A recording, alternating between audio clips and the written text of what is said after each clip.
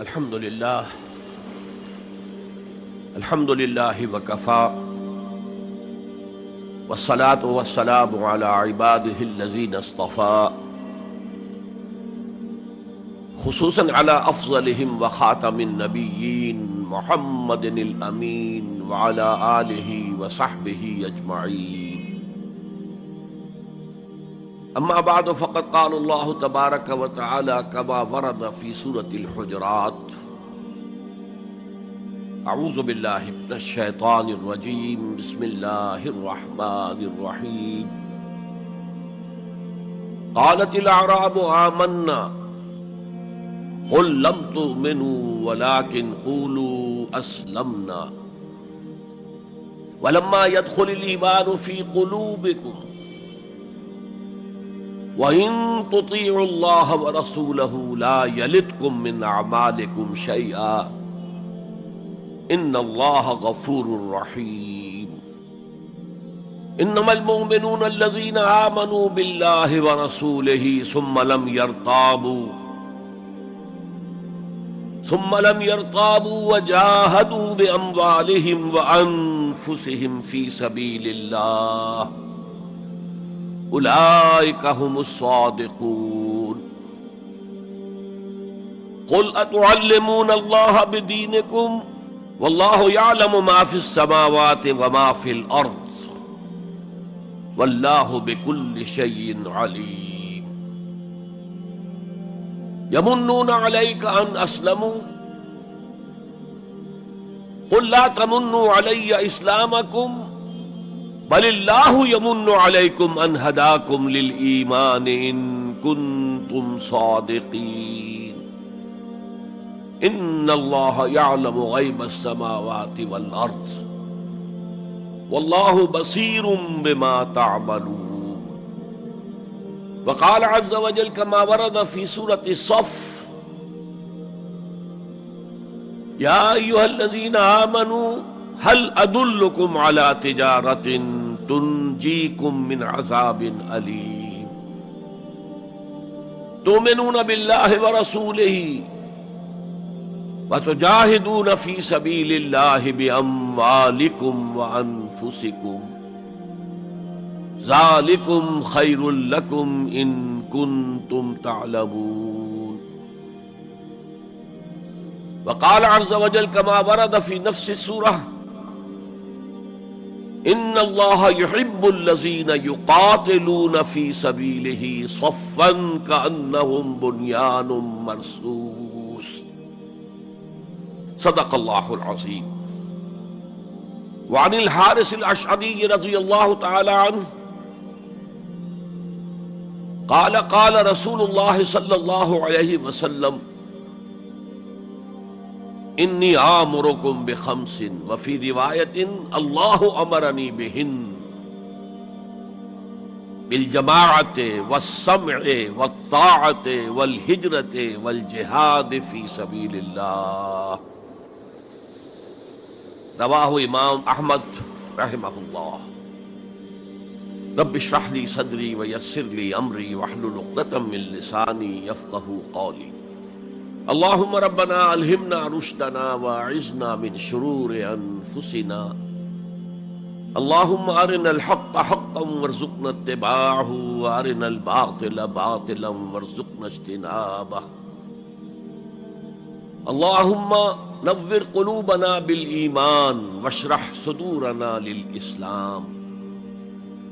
اللہم وفقنا ان نجاہد فی سبیلک باموالنا وانفسنا. اللہم ارزقنا شہادۃ فی سبیلک. آمین یا رب العالمین. معزز حاضرین اور محترم خواتین، السلام علیکم ورحمۃ اللہ وبرکاتہ. ہمارا جو آج کا موضوع ہے وہ عنوان ہی سے نظر آ رہا ہے کہ طوالت طلب ہے. ایمان، اسلام اور اللہ کی راہ میں جد و جہد. سب سے پہلی بات اس ضمن میں یہ سمجھنی چاہیے کہ قرآن مجید میں ایمان اور اسلام اور مومن اور مسلم تقریباً ہم معنی اور مترادف الفاظ کے طور پر استعمال ہوئے، اگرچہ ایمان کا زیادہ تعلق انسان کے باطن سے ہے، اس کے ذہن سے ہے، قلب سے ہے، اور اسلام کا زیادہ تعلق اس کے عمل سے ہے، تاہم جس شخص کے دل میں ایمان ہے اور عمل میں اسلام ہے، اسے آپ مومن کہیں یا مسلم کہیں، کوئی فرق واقع نہیں ہوتا۔ Call the rose by any name, it will smell as sweet۔ لیکن یہ کہ اگر دو اصطلاحیں ہیں قرآن کی اور ہمارے دین کی، تو لازماً ان میں کوئی فرق ہے، اور یہ جو آج ہم جس کا مطالعہ کر رہے ہیں، یہ مقام قرآن حکیم کا اہم ترین مقام ہے اس خاص مضمون کے اعتبار سے۔ یہ وضاحت میں نے اس لیے کر دی کہ خاص مضمون کے اعتبار سے کہ قرآن کا کوئی ایک لفظ بھی غیر اہم نہیں ہے، لیکن مختلف موضوعات کے اعتبار سے مختلف مقامات کو سب سے بڑھ کر اہمیت کا حامل قرار دیا جا سکتا ہے۔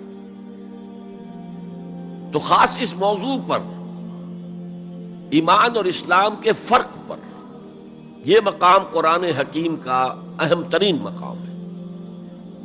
قالت الاعراب آمنا، یہ بدو لوگ کہہ رہے ہیں ہم ایمان لے آئے۔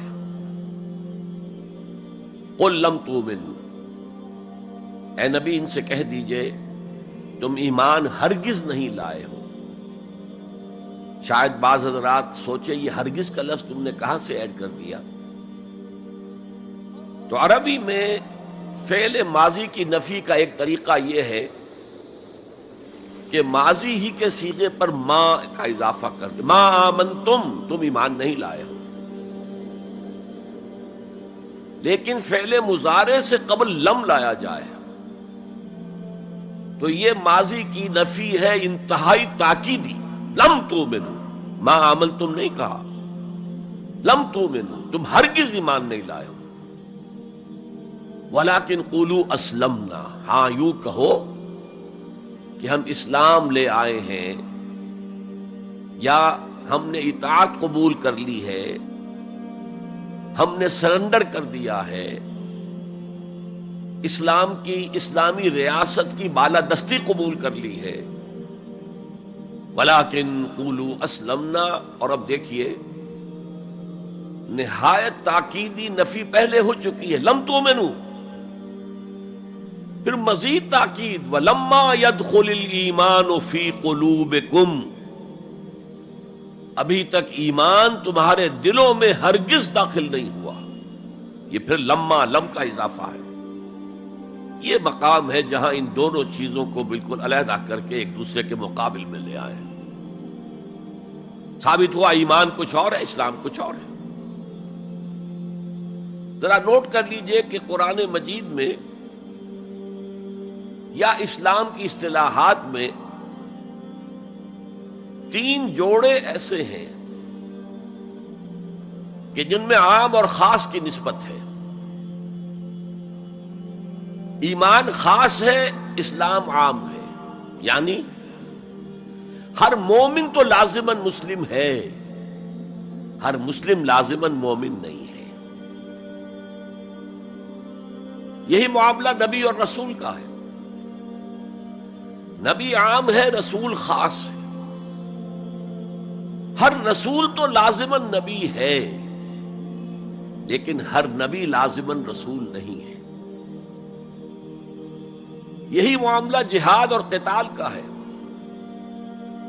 قتال تو لازماً جہاد ہے، لیکن جہاد لازماً قتال نہیں ہے۔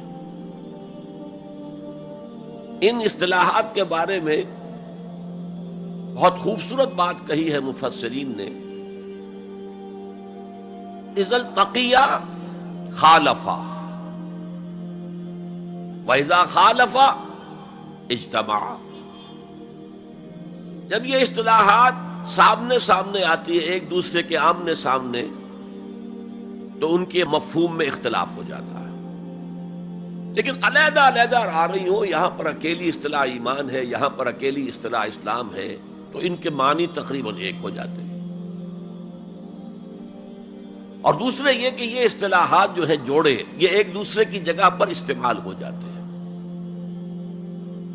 تو ایمان کی جگہ اسلام، اسلام کی جگہ ایمان، یہ استعمال کیے جا سکتے ہیں۔ اور جیسا کہ میں نے شروع میں کہا، یہ دونوں تقریباً قرآن کے عام اسلوب کے اعتبار سے مترادف رحمانی الفاظ ہیں، لیکن یہاں انہیں بالکل علیحدہ کر دیا گیا ہے۔ قالت الاعراب آمنا قل لم تؤمنوا ولكن قولوا اسلمنا ولما يدخل الايمان في قلوبكم۔ اب ذرا پس منظر سمجھیے کہ یہ کون لوگ تھے جن سے یہ کہا جا رہا ہے۔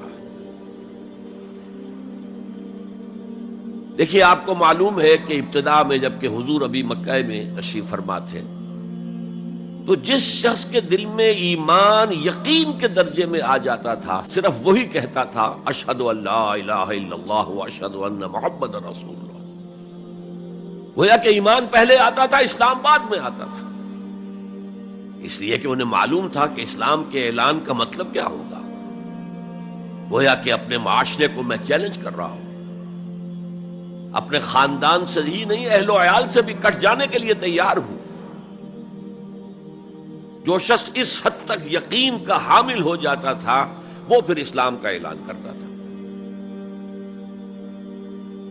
لیکن رفتہ رفتہ صورت بدلی، خاص طور پر ہجرت کے فوراً بعد۔ آپ کو معلوم ہے کہ وہاں اللہ تعالیٰ نے ایسے حالات اور اسباب پیدا کر دیے کہ جو دو قبیلے وہاں پر اصل عرب قبیلے آباد تھے، اوس اور خزرج، ان دونوں کے تمام اکابر ایمان لے آئے۔ اور قبائلی زندگی کا معاملہ آپ کو معلوم ہے کہ اگر سرداروں نے ایمان قبول کر لیا تو پھر دونوں قبیلوں نے ایمان قبول کر لیا۔ لیکن یہاں کیفیت اب وہ نہیں تھی۔ یقیناً بہت سے لوگ ان میں وہ تھے جنہوں نے دل کے ساتھ ایمان قبول کیا تھا، اس کے فیس ویلیو پر تسلیم کیا تھا، لیکن بہت سے لوگ وہ بھی تھے کہ جو یہ دیکھ کر کے پورا قبیلہ اسلام لا رہا، چلو ہم بھی شامل ہو جائیں۔ یہ صورت تبدیل ہونی شروع ہو گئی، یعنی ان کے حد تک اسلام پہلے آ گیا، پھر رفتہ رفتہ حضور کی معیت میں رہے، حضور کی صحبت حاصل رہی اور اس سے استفادہ کیا تو ایمان بھی پیدا ہوتا چلا گیا۔ اب یہاں اسلام پہلے آیا، ایمان بعد میں آیا۔ یہی کیفیت ہماری ہے آج۔ ہم مسلمان تو پیدائشی طور پر ہیں، مسلمان والدین کے گھر میں پیدا ہوئے، الا یہ کہ کوئی اور کسی دوسرے مذہب سے تعلق رکھنے والا ایمان قبول کرتا ہے، اسلام قبول کرتا ہے، تو اسے بھی اپنے خاندان سے کٹنا پڑتا ہے، اسے اسی طرح کے حالات سے، چاہے وہ مار پیٹ اور وہ پرسیکیوشن اور وہ تشدد اور وہ ٹارچر نہ ہو جو ہو رہا تھا مکہ مکرمہ میں، لیکن بہرحال کافی کچھ قیمت انسان کو ادا کرنی پڑتی ہے اپنے اسلام کے قبول کرنے کی۔ لیکن ہماری 99,999 فی لاکھ جو اکثریت ہے وہ تو انہی پر مشتمل ہے جو آباء و اجداد کی وجہ سے due to accident of birth مسلمان ہے۔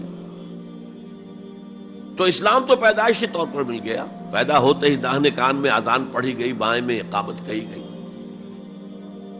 بڑا عجیب سا نکتہ ہے، ایک صاحب نے جب بیان کیا تو میں واقعی چونک گیا۔ انسان کی پیدائش کے وقت اذان دی گئی اور اقامت کہی گئی، نماز کوئی نہیں، اور اس کے انتقال کے وقت نماز پڑھی گئی بغیر کسی اذان کے، بغیر کسی اقامت کے۔ گویا کہ اس نماز کی اذان اور اقامت پیدائش کے وقت ہے جو نماز جنازہ کی شکل میں اس کی موت کے وقت پڑھی جا رہی ہے۔ اور یوں کہا جا سکتا ہے کہ ہماری یہ دنیاوی زندگی بس اتنے ہی وقفے کا نام ہے جتنی کہ اذان اور اقامت اور نماز کے درمیان ہوتی ہے۔ بہرحال یہ جو صورتحال کی تبدیلی ہوئی، جس کو میں نے کہا کہ ہمارے ہاں یہ دوسری تبدیلی 100% موجود ہے، یہ تبدیلی اپنے کلائمیکس کو پہنچ گئی جب حضور کو اللہ تعالیٰ نے اتنی کامیابی عطا کی کہ مکہ بھی فتح ہو گیا، تو اگرچہ عرب میں کوئی فارمل گورنمنٹ نہیں تھی، کوئی حکومت فارمل وہاں قائم نہیں تھی، لیکن قریش کا مقام پورے عرب میں ایسے ہی تھا جیسے کہ کسی ملک کا صدر مقام ہوتا ہے۔ مذہبی مرکز وہی تھا، خانہ کعبہ وہاں تھا، تمام قبیلوں کے بت وہاں رکھے ہوئے تھے، قریش اس کے متولی تھے، لہذا قریش کو امتیازی حیثیت حاصل ہو گئی، اور اس کا سب سے بڑا معاشی فائدہ جو انہیں ہوا تھا وہ یہ تھا کہ جبکہ دوسرے کسی قبیلے کا کوئی تجارتی قافلہ بچ کر نہیں جا سکتا تھا، اس پہ لوٹ مار، وہاں قریش کے قافلے کو کوئی ہاتھ نہیں لگاتا تھا، اس لیے کہ ہمارے تو خدا ان کے ہاسٹیجز ہیں، ہمارے بت جو ہیں رکھے ہوئے ہیں ان کے پاس خانہ کعبہ کے اندر، اگر ہم ان کے قافلے پر کوئی حملہ کریں گے تو وہ ہمارے بتوں کی گردن توڑ کر یا ایسے اٹھا کر باہر پھینک دیں گے۔ تو بہت بڑا سیاسی اور بہت بڑا معاشی فائدہ قریش کو تھا اس خانہ کعبہ کی وجہ سے، اور اس پر ایک پوری سورت ہے قرآن مجید کی، لإلاف قریش ایلافہم رحلۃ الشتاء والصیف فلیعبدوا رب ھذا البیت الذی اطعمہم من جوع وآمنہم من خوف۔ اس گھر کی وجہ سے ان کو معاشی فوائد حاصل ہے اور امن حاصل ہے۔ بہرحال جب مکہ فتح ہو گیا حضور کے دست مبارک پر صلی اللہ علیہ وسلم، تو اب پورے عرب کے اطراف و اکناف میں یہ بات طے ہو گئی کہ اب جدید اصطلاح میں ہم کہیں گے it's no use continuing resistance, اب ہم کیا مخالفت کریں اور کیا اب آپ کا راستہ روکنے کی کوشش کریں، بات ختم ہو گئی جب مکے پر اب حضور کا قبضہ ہے صلی اللہ علیہ وسلم۔ تو اب قبیلوں نے اپنے وفد بھیجنے شروع کیے، فلاں وفد آ رہا ہے ایمان کا اعلان کر رہا ہے، پورا قبیلہ ایمان لے آیا ہے، فلاں قبیلے کا وفد آ رہا ہے ایمان کا اظہار کر رہے ہیں، مسلمان ہو گئے ہیں، پورا عرب مسلمان ہو گئے۔ اب یہ لوگ جو ایمان لا رہے تھے، اور ایمان لانے کا مطلب کیا ہے؟ صرف یہ کہہ دینا اشہد ان لا الہ الا اللہ واشہد ان محمد رسول اللہ صلی اللہ علیہ وسلم۔ ان کی اندرونی کیفیات تین میں سے کوئی سی ایک ہو سکتی تھی، یا تو واقعی ان میں سے بھی کچھ لوگ ایسے تھے جو واقعتاً صدق دل سے ایمان لائے، ایسا بھی ہو سکتا ہے کہ وہ پہلے ہی سے ایمان لا چکے ہوں لیکن اپنے قبیلے کی عصبیت کی وجہ سے، اور یہ کہ پھر قبیلے کو چھوڑ کر کہیں جانا پڑے گا، وہ اظہار نہ کر رہے ہوں، اب اس کے اظہار کے اندر کوئی معنی نہیں رہا، کوئی رکاوٹ نہیں رہی، کوئی رسک نہیں رہا، یہ بھی ہو سکتا ہے۔ تو ایک ممکن کیفیت تو یہ تھی کہ وہ ایمان لائے ہو حقیقتاً صدق قلب سے، اور ایک ممکن صورت یہ تھی، اور یہ ہر انقلابی عمل میں ہوتا ہے، کہ مخالف انقلاب قوتیں جب یہ سمجھتی ہیں کہ اب ہمارا بس نہیں چلے گا، اب ہم انقلاب کا راستہ نہیں روک سکتے، تو بظاہر سرنڈر کر دیتے ہیں، لیکن دلوں میں ایک ارادہ ہوتا ہے دیکھیں گے کوئی موقع ملا، وہ حالات بدلے تو پھر ان سے نبٹ لیں گے۔ اگر کسی نے اس نیت سے اسلام کا اظہار کیا تو وہ گویا کہ منافق تھا، لیکن بہت سے لوگوں کی کیفیت ہو سکتی ہے نظری اعتبار سے کہ نہ مثبت طور پر ایمان ہے نہ منفی طور پر نفاق ہے، کوئی دھوکہ دینے کا ارادہ بھی نہیں ہے، کوئی صرف ٹائم گین کرنے کے لیے اسلام کا اظہار نہیں کیا ہے، تو گویا کہ یہ پازیٹو ویلیو ایمان کی +1 +2 +3 +4 ایمان کے درجے ہیں، ایک عام آدمی کا ایمان ہے، ایک ابو بکر صدیق کا ایمان ہے، زمین و آسمان کا فرق ہے۔ خود صحابہ میں یہ درجہ بندی تھی، اور ہم تو اپنے ایمان سے کیا نسبت اور کیا تناسب قائم کریں گے صحابہ کے ایمان کے ساتھ، بالخصوص ابو بکر صدیق جیسے صدیق اکبر کے ایمان کے ساتھ رضی اللہ تعالی عنہ۔ اسی طرح -1 -2 -3 -4 یہ منافقت کے درجے ہیں. کس درجے کا نفاق ہے، کس درجے میں ڈٹرمینیشن ہے کہ we have only to buy time, اب اس کے سوا چارہ نہیں ہے، اب ہم ریزسٹ نہیں کر سکتے. It's no use continuing resistance. سر جھکا لو and wait for some occasion, opportunity, کہ پھر کھڑے ہو اور اس انقلاب کو انڈو کر دیں، ختم کر دیں. کاؤنٹر ریولوشنری موومنٹ جیسی کہ بالفعل ہوئی. جھوٹے نبی کھڑے ہو گئے اور ایک مرحلہ تو ایسا آیا کہ معلوم ہوتا تھا کہ پورا عرب مرتد ہو گیا. جیسے وہ شکل تھی اذا جاء نصر اللہ والفتح ورأیت الناس يدخلون فی دین اللہ افواجا، اس کے بالکل برعکس پوزیشن ہو گئی، یخرجون من دین اللہ افواجا. اسلام جو ہے وہ صرف چند شہر جو ہیں حجاز کے ان تک محدود رہ گیا. ابن تیمیہ رحمۃ اللہ علیہ نے ایک عنوان قائم کیا ہے، اثبات الاسلام بغیر الایمان.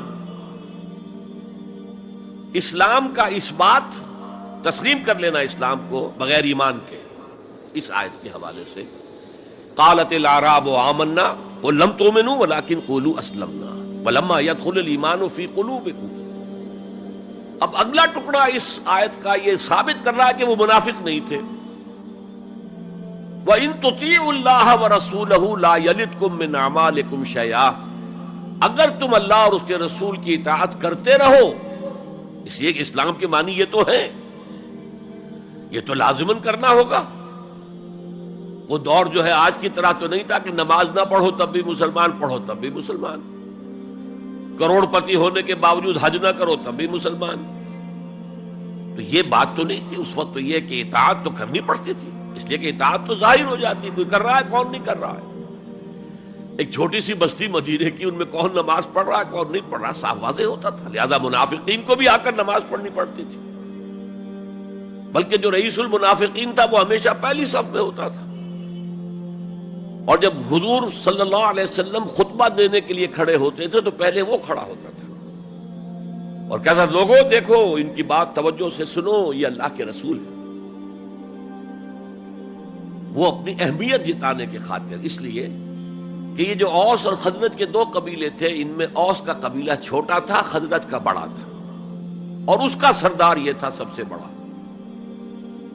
اور اس کے لیے طے ہو چکا تھا، مدینے والے اس ضرورت کو محسوس کر رہے تھے کہ یہاں 5 قبیلے آباد ہیں، اور 2 تو قدیم عرب کے ہیں جو یمن سے آ کر آباد ہوئے، اوس اور خزرج، اور 3 عرب سے باہر سے آئے ہوئے ہیں یہودی قبائل، بنو قینقاع، بنو نذیر یا نزیر اور بنو قریظہ. اب 5 قبیلوں کا ایک شہر ہے، ہر قبیلے کا نظام تو اپنی جگہ مستحکم ہے، اس کا ایک سردار ہے اور اس کی بات قبیلے والوں کو ماننی ہے. لیکن ان 5 کے درمیان معاملات جو ہیں، کوئی آربیٹریٹر ہونا چاہیے، کوئی ایک ایسا ہونا چاہیے شخص کہ جس کی بات وہ 5 سنیں اور مانے. اس لیے انہیں بادشاہ کی ضرورت محسوس ہوئی کہ کسی کو ہم اپنا بادشاہ بنا لیں. اور قرۂ فال بنام من دیوانہ زدند عبداللہ ابن ابی، اس کے بارے میں طے ہو گیا یہ ہمارا بادشاہ ہوگا. اس کے لیے تاج تیار ہو گیا سونے کا. تاج پوشی باقی تھی کہ حضور تشریف لے آئے بے تاج بادشاہ کی حیثیت سے. اس کے سارے خواب بکھر گئے. لہذا منافق اول بھی وہ اور رئیس المنافقین بھی وہ. ایمان تو وہ بھی لے آیا، اگرچہ لایا ذرا لیٹ غزوہ بدر کے بعد، لیکن یہ ہے کہ وہ ایمان لایا تھا اسی انداز کا کہ ابھی دیکھیں گے، ہوا دیکھو، ہوا کا رخ دیکھو، تیل دیکھو، تیل کی دھار دیکھو، کوئی حالت ایسی ہو جائے کہ پھر یہ معاملہ تلپٹ کر دیا جائے. تو یہاں کہا جا رہا ہے وَإِن تُطِيعُوا اللَّهَ وَرَسُولَهُ لَا يَلِدْكُم مِّنْ أَعْمَالِكُمْ شَيْئًا، جبکہ منافق کا کوئی عمل بھی قبول نہیں. لیکن یہاں فرمایا گیا کہ اگر تم اللہ اور اس کے رسول کی اطاعت کرتے رہو گے تو اللہ تعالیٰ تمہارے اعمال کے اجر و ثواب میں کوئی کمی نہیں کرے گا. دیکھیے اصولی اعتبار سے بات یہ ہے کہ ایمان کے بغیر کوئی عمل جو ہے قبول نہ ہو. یہاں ایمان کے بغیر نیکیوں کے اعمال کے قبولیت کا اعلان کیا جا رہا ہے.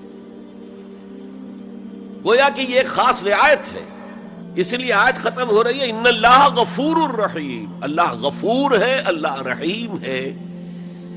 یہ اس کے شان غفاری کا صدقہ ہے، یہ اس کی شان رحیمی کا صدقہ ہے کہ اس حال میں بھی تمہارے اعمال اگر تم اطاعت کرتے رہو گے اللہ اور اس کے رسول کی تو اللہ قبول فرما لے گا. البتہ یہاں یہ نوٹ آف کوشن سامنے رہنا چاہیے کہ اطاعت جزوی نہیں، اطاعت کلی، پوری کی پوری اطاعت. دو حکم بھی دیا گیا ہے، ماننا پڑے گا. جزوی اطاعت اطاعت نہیں ہے. Partial obedience is no obedience. اس لیے کہ اگر آپ نے ایک حکم قبول کر لیا ایک نہیں کیا تو جو نہیں کیا کیوں نہیں کیا کہ وہ آپ کے نفس کو پسند نہیں، جو قبول کیا وہ کیوں کیا کہ نفس نے الاؤ کر دیا آپ کو کہ ٹھیک ہے کر لو کوئی حرج نہیں. دونوں حالتوں میں ویٹو تو نفس کے ہاتھ میں ہے. لہذا partial obedience is no obedience at all. چنانچہ اس پر جو وعید آئی ہے سورہ بقرہ کی آیت نمبر 85 میں افتؤمنون ببعض الکتاب وتکفرون ببعض، تو کیا تم ہماری کتاب اور شریعت کے ایک حصے کو مانتے اور ایک کو نہیں مانتے؟ فما جزاء من یفعل ذلک منکم، تو جو کوئی بھی تم میں سے یہ روش اختیار کرے گا اس کی کوئی سزا نہیں ہے الا خزی فی الحیات الدنیا، سوائے اس کے کہ دنیا کی زندگی میں ذلیل اور خوار کر دیے جائیں.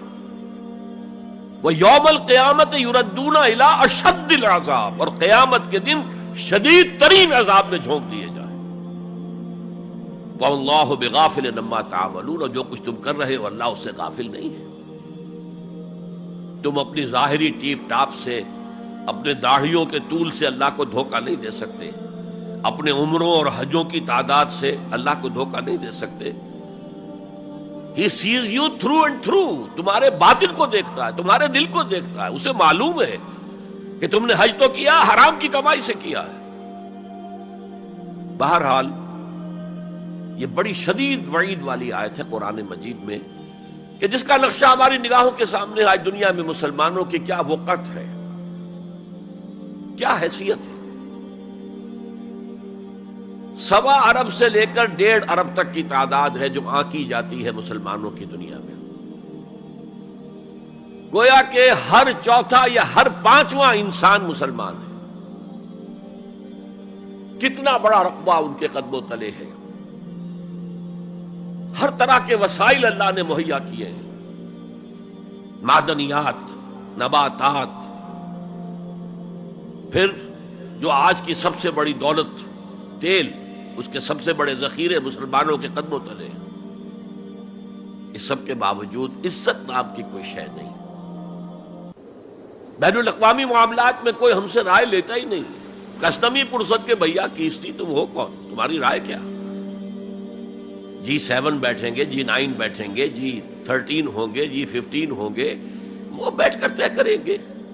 کوئی مسلمان ملک نہ G7 میں نہ G15 میں، جسے ہم محاورے میں کہتے ہیں نہ 3 میں نہ 13 میں. یہ ہے ہماری عزت آج دنیا میں.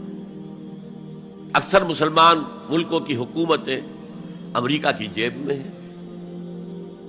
یہ ہے ہماری حیثیت. تو ذلت جو ہے وہ تو آج ہم پر ہے مسلط. فما جزاء من يفعل ذلك منكم الا خزي في الحياة الدنيا ويوم القيامة. اب یہ قیامت کے دن کی بات جو اللہ فرما رہے ہیں، دعا ہی کی جا سکتی ہے کہ اللہ تعالیٰ اس سے بچا لے، کرم فرمائے، اپنی شان غفاری اور شان رحیمی سے ہمیں اس روز کی ذلت سے اور شدید ترین عذاب میں جھونک دیے جانے کی جو یہاں پر خبر سنائی جا رہی ہے، وعید سنائی جا رہی ہے، اللہ تعالیٰ اس سے بچا لے.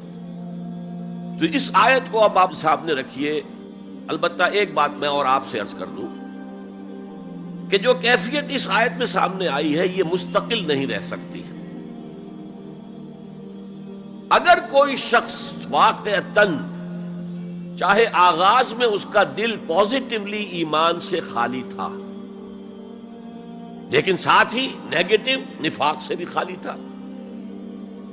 کہہ سکتے ہیں زیرو لیول ہے، پلس ویلیوز اور مائنس ویلیوز کے درمیان زیرو آئے گا.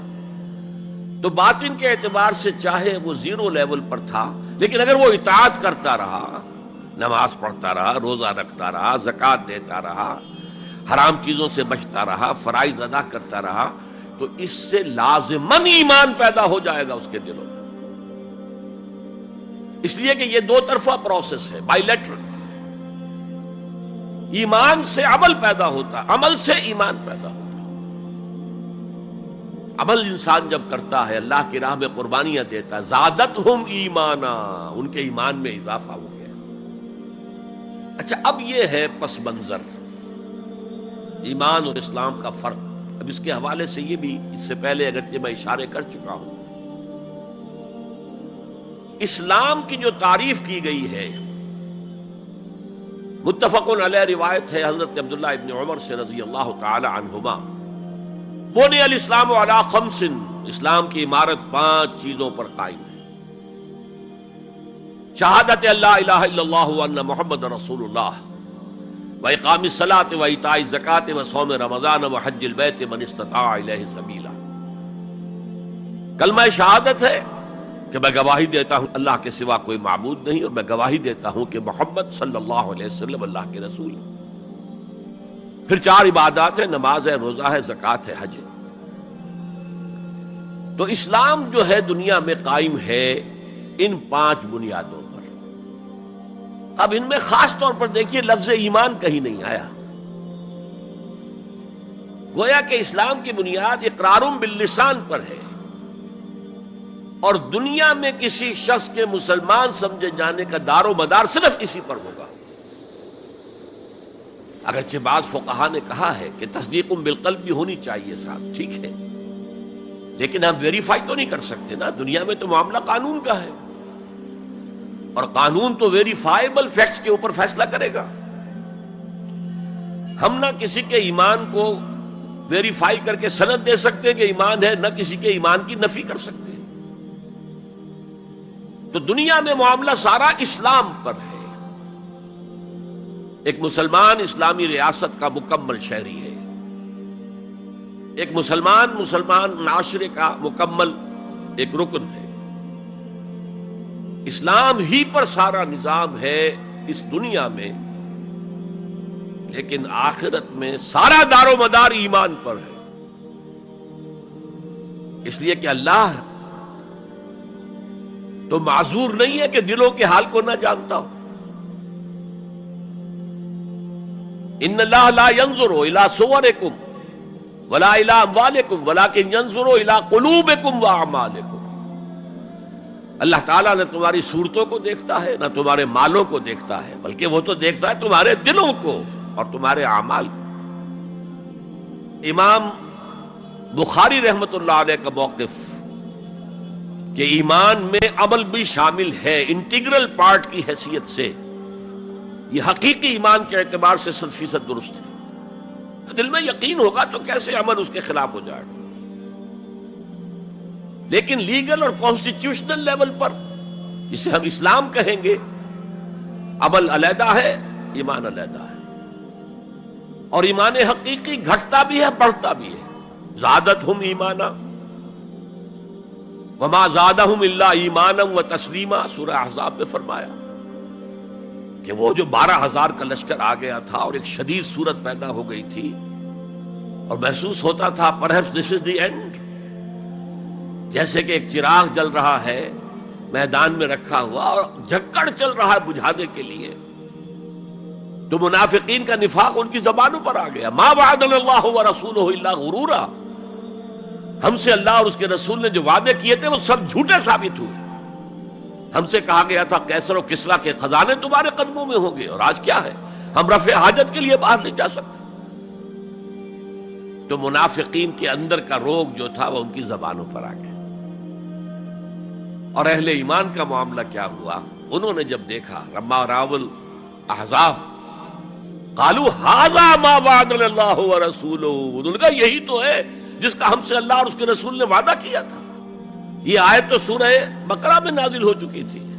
وَلَنَبْلُوَنَّكُمْ بِشَيْءٍ مِّنَ الْخَوْفِ وَالْجُوعِ وَنَقْصٍ مِّنَ الْأَمْوَالِ وَالْأَنفُسِ وَالثَّمَرَاتِ وَبَشِّرِ الصَّابِرِينَ، ہم لازماً آزمائیں گے تمہیں، لازماً آزمائیں گے، خوف سے، بھوک سے، فقر و فاقے سے، جان اور مال اور ثمرات کے ضیاع سے اور زیاں سے۔ فصل تیار کھڑی ہے اور عین وقت آ گیا ہے جنگ کا، اور وقت پر فصل کھجور کی اتاری نہ گئی تو تباہ ہو جائے گی، لیکن نہیں، نکلنا ہے۔ یہی معاملہ تھا جو کہ تبوک کے موقع پر ہوا ہے۔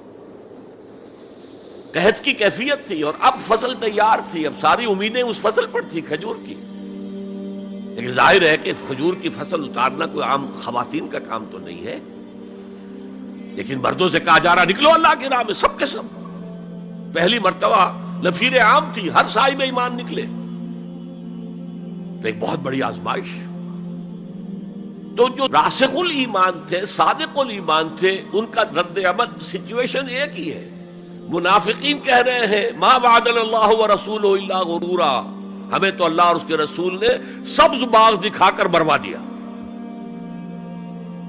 اور اہل ایمان کہہ رہے ھذا ما وعدنا اللہ ورسولہ وصدق اللہ ورسولہ وما زادہم الا ایمانا وتسلیما، اور ان میں نہیں کوئی شے بڑی مگر ایمان اور تسلیم کے۔ جبکہ وہ جو ایک کانسٹیٹیوشنل ایمان ہے وہ ایک جامد شے ہے، it's a legal status that you get as a Muslim, تو یہ اسٹیٹس نہ گھٹتا ہے نہ بڑھتا ہے۔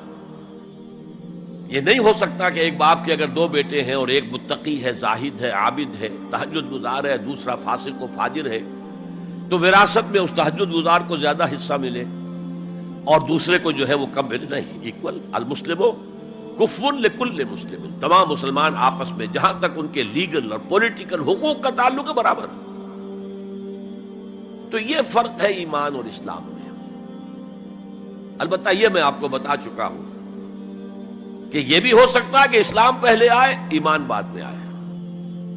ہم میں سے جب بھی اللہ تعالیٰ کسی کو نصیب فرما دے حقیقی ایمان، یقین والا ایمان، جیسے میں نے دعا کی اللہم نور قلوبنا بالایمان، اے اللہ ہمارے دلوں کو منور کر دے، روشن کر دے ایمان کے ساتھ، نور ایمان سے جگمگا اٹھے ہمارا دل، واشرح صدورنا للاسلام، اور ہمارے سینوں کو کھول دے اسلام کے لیے، اسلام کی ہر شے ہمیں حسین نظر آئے۔ حضور صلی اللہ علیہ وسلم کی حیات طیبہ کے آخری ایام میں یہ واقعہ پیش آیا کہ حضور مسجد نبوی میں تشریف فرما ہے، مجمع موجود ہے، اچانک ایک شخص ظاہر ہوتا، شدید و بیاض ثیاب، شدید و سواد شعر، اس کا لباس انتہائی سفید صاف، کوئی اس پر دھبا نہیں، داغ نہیں، میل نہیں، بال انتہائی سیاہ چمکدار، گرد آلود نہیں، ولا یعرفہ احد منا، اور ہم میں سے اسے کوئی پہچانتا بھی نہیں تھا۔ کسی بھی ریت سے، خاک سے بالکل آلودہ ہوئے بغیر بال ہیں، تو شاید یہ مدینے کا رہنے والا ہو، تو مدینے والوں میں سے کوئی تو ہوتا کہ جو اس کو جانتا پہچانتا، کوئی نہ کوئی تو گریٹ کرتا اس کو مجمع میں، آؤ آؤ ادھر آ جاؤ، میرے پاس آ جاؤ، کوئی نہیں۔ اور اگر براہ راست باہر سفر سے آ رہا ہے تو کچھ گرد آلود بال ہوتے، کچھ کپڑے میلے کچیلے ہوتے، تو لوگ حیران تھے۔ اور مزید یہ کہ اس نے سیدھا تیر کی طرح مجمع کو چیرتا ہوا حضور کے عین سامنے جا کر بیٹھ گیا۔ اب لوگ حیران ہیں، یہ ہے کون؟ اس کی یہ جرت، یہ جسارت، اور اس طرح دو زانو بیٹھا کہ حضور کے گھٹنوں کے ساتھ اپنے گھٹنے جوڑ دیے اور حضور کی رانوں پر اپنے دونوں ہاتھ رکھ دیے۔ اب سوال کیا، یا محمد اخبرنی عن الاسلام، اے محمد مجھے بتاؤ اسلام کیا ہے؟ حضور نے فرمایا وہی جو میں ابھی آپ کو حدیث سنا چکا ہوں، الاسلام ان تشہد اللہ الہ الا اللہ وان انا رسول اللہ وان تقیم الصلاۃ وتؤتی الزکاۃ وتصوم رمضان وتحج البیت ان استطعت الیہ سبیلا۔ پھر کہا اخبرنی عن الایمان، لیکن یہ کہ ان روایتوں میں بھی اس کو روایت کرنے والے بہت سے صحابہ ہیں، عبداللہ ابن عمر بھی ہیں، حضرت عمر خود بھی ہیں رضی اللہ تعالی عنہما، ابو ہریرہ بھی ہے، عبداللہ ابن مسعود بھی ہیں. چونکہ ایک مجمع میں واقعہ ہو رہا تھا نا، تو مجمع کے اندر تو بہت سے لوگ سن رہے ہیں. اگرچہ جیسے آج بھی ہوگا کہ میں جو بات کہہ رہا ہوں، آپ میں سے بہت سے حضرات میری ساری بات سن کر اگر کہیں جا کر رپورٹ کریں گے تو ان کی باتوں میں اختلاف ہو جائے گا. لہذا اس حدیث کی روایت میں اختلاف ہے. بعض روایت تو یہ ہے کہ پہلے پوچھا اخبرنی علی الایمان، پھر پوچھا اخبرنی علی الاحسان یا علی الاسلام. اور یہ جو حضرت عمر کی روایت ہے اس میں ہے سب سے پہلے آپ نے پوچھا اخبرنی عن الاسلام، پھر دوسرا سوال آیا اخبرنی عن الایمان. اچھا، اس کے بعد ایک دو سوال اور بھی کیے، اب میں تفصیل میں نہیں جا سکتا. پھر وہ شخص چلا گیا. حضور نے کہا ذرا اس کو بلانا واپس، تو دیکھا تو کہیں بھی نہیں. زمین کھا گئی، آسمان کو چکر لے گیا، اللہ جانے. تب حضور نے فرمایا اوہ یہ جبرائیل تھے جو تمہیں تمہارا دین سکھانے آئے تھے. یعلمکم دینکم اذ لم تسألوہ، جبکہ تم نے اس کے بارے میں سوال نہیں کیا. اور یہ پہلی بار ہے کہ میں جبرائیل کو پہچان نہیں سکا. انسانی شکل میں وہ آئے اور میں پہچان نہیں پایا، ورنہ اکثر حضرت دہیہ کلبی کی شکل میں آتے تھے انسانی صورت میں. جب بھی حضرت جبرائیل آتے تھے، حضرت دہیہ کلبی جو ہے وہ بہت ہی حسین جوان رانا، ان کی شکل میں آتے تھے. بہرحال یہ اتنا اہم مسئلہ ہے کہ اس کو کلیئر کرنے کے لیے کہ دودھ کا دودھ پانی کا پانی علیحدہ ہو جائے. ایمان کیا ہے، اسلام کیا ہے. دنیا کا نظام اسلام پر ہے، ایمان پر نہیں ہے. آخرت کا معاملہ ایمان پر ہے، اسلام پر نہیں ہے. کوئی شخص مسلمانوں کا بہت بڑا قائد ہو، بہت بڑا لیڈر ہو، لیکن ہو سکتا ہے آخرت میں زیرو ہو. میں حدیث سنا چکا ہوں آپ کو. ایک شخص دنیا میں شہید سمجھا جا رہا تھا، ایک شخص دنیا میں بہت بڑا عالم سمجھا جا رہا تھا، ایک شخص دنیا میں بہت بڑا سخی سمجھا جا رہا تھا، اور اللہ نے سب کے دعوے جو ہیں ان کی نفی کر دی. تم نے جنگ کی تھی اس لیے لیقال جریء کہا جائے، بہت ہی جری آدمی ہے صاحب، بہت بہادر آدمی، کیا کہنے اس کے. لیقال سخی، بھائی بڑا سخی آدمی ہے، سخاوت کے دریا بہا دیے اس نے. بھائی بہت بڑا عالم ہے، اس سے علم کا کتنا جو ہے لوگوں کو فیض پہنچا ہے. وقد قیل، یہ تمہارا مقصود تھا، وہ مقصود دنیا میں حاصل ہو چکا، تمہاری شہرت کے ڈنکے بج چکے، اب یہاں تمہارے لیے کچھ نہیں. اور پھر اللہ حکم دے گا اور فرشتے منہ کے بل گھسیٹتے ہوئے اسے جہنم میں جھونک دیں گے. تو وہ اسلام وہاں کام نہیں آئے گا. بلکہ اسلام کیا، اسلام پر اتنی اضافی خوبیاں بھی کام نہیں آئیں گی اگر دل میں ایمان نہیں اور اس کے نتیجے میں نیت درست نہیں. حقیقت البر پر ہم گفتگو کر چکے ہیں، نیکی کی اصل حقیقت کیا ہے. اسی موضوع پر اصل میں امام ابو حنیفہ جو فقیہ ہے، ان کی کوئی کتاب اور تصنیف فقہ پر نہیں ہے. وہ سارے ان کے شاگردوں کے فتاوی ہیں جو بعد میں مرتب ہوئے. ہاں ان کی ایک تصنیف ہے الفقہ الاکبر، بڑی فقہ جو میجر ایشوز ہیں. مسلمان کون ہے، اور مسلمان گناہ کبیرہ کرے تو کافر ہو جاتا یا نہیں ہو جاتا. بعض احادیث سے ثابت ہوتا کہ وہ تو کافر ہو گیا، ایمان سے محروم ہو گیا. میں وہ حدیث سنا چکا ہوں آپ کو، واللہ لا یؤمن واللہ لا یؤمن واللہ لا یؤمن. خدا کی قسم وہ شخص مومن نہیں، خدا کی قسم وہ شخص مومن نہیں، خدا کی قسم وہ شخص مومن نہیں. صحابہ لرز گئے، کانپ گئے. قیل من یا رسول اللہ، حضور کس کے بارے میں ارشاد فرما رہے ہیں؟ فرمایا الذی لا یامن جارہ بوائقہ، وہ شخص کہ جس کی ایذا رسانی کی وجہ سے اس کا پڑوسی چین میں نہیں ہے، امن میں نہیں، سکون میں نہیں. تو بظاہر تو نتیجہ نکلا کہ ایمان کی اتنی نفی ہو رہی تو کافر ہے. اور یہی سب سے بڑی غلطی جو سب سے پہلا فرقہ پیدا ہوا اسلام میں، وہ تو اسی بنیاد پر ہوا تھا. خوارج کا موقف یہی تھا، گناہ کبیرہ کا مرتکب کافر ہے، اور کافر ہے تو گویا کہ مرتد ہے، اور مرتد ہے تو واجب القتل ہے. اس کا مال بھی تم پر مباح ہے کہ لے لو اور قبضہ کر لو، اس کی بیویاں بیٹیاں بھی تم پر مباح ہے کہ انہیں اپنی کنیزیں بنا لو. حالانکہ بڑے متقی لوگ تھے خوارج. حضرت علی کو بہرحال ان سے جنگ کرنی پڑی. 4000 خوارج جو ہیں جنگ نہروان کے اندر قتل ہوئے، اور پھر خوارج کی تکفیر پر امت کا اجماع ہوا کہ وہ دائرہ اسلام سے خود خارج ہو گئے. ان موضوعات پر امام ابو حنیفہ کی تسلیم اپنی ہے، گناہ کبیرہ سے بھی کوئی شخص کافر نہیں ہوتا. بہرحال ہمارا جو اصل موضوع ہے اس کی طرف میں آ رہا ہوں. اسلام اور ایمان کو جب علیحدہ علیحدہ اس طرح کر دیا، نیچرلی اب ایک سوال پیدا ہوتا ہے کہ پھر مومن کو ڈیفائن کیجئے. ہو از اے مومن؟ We want to be acknowledged as مومنز. کیا پری ریکویزٹس ہیں، کیا شرائط ہیں؟ یہ دیکھیے ربط آیت بالآیت. چونکہ آیت نمبر 14 میں اسلام اور ایمان جدا، اور کچھ لوگوں کا اسلام قبول، اطاعت قبول، ایمان کی نفی مطلق. لم تؤمنوا ولما يدخل الایمان فی قلوبکم.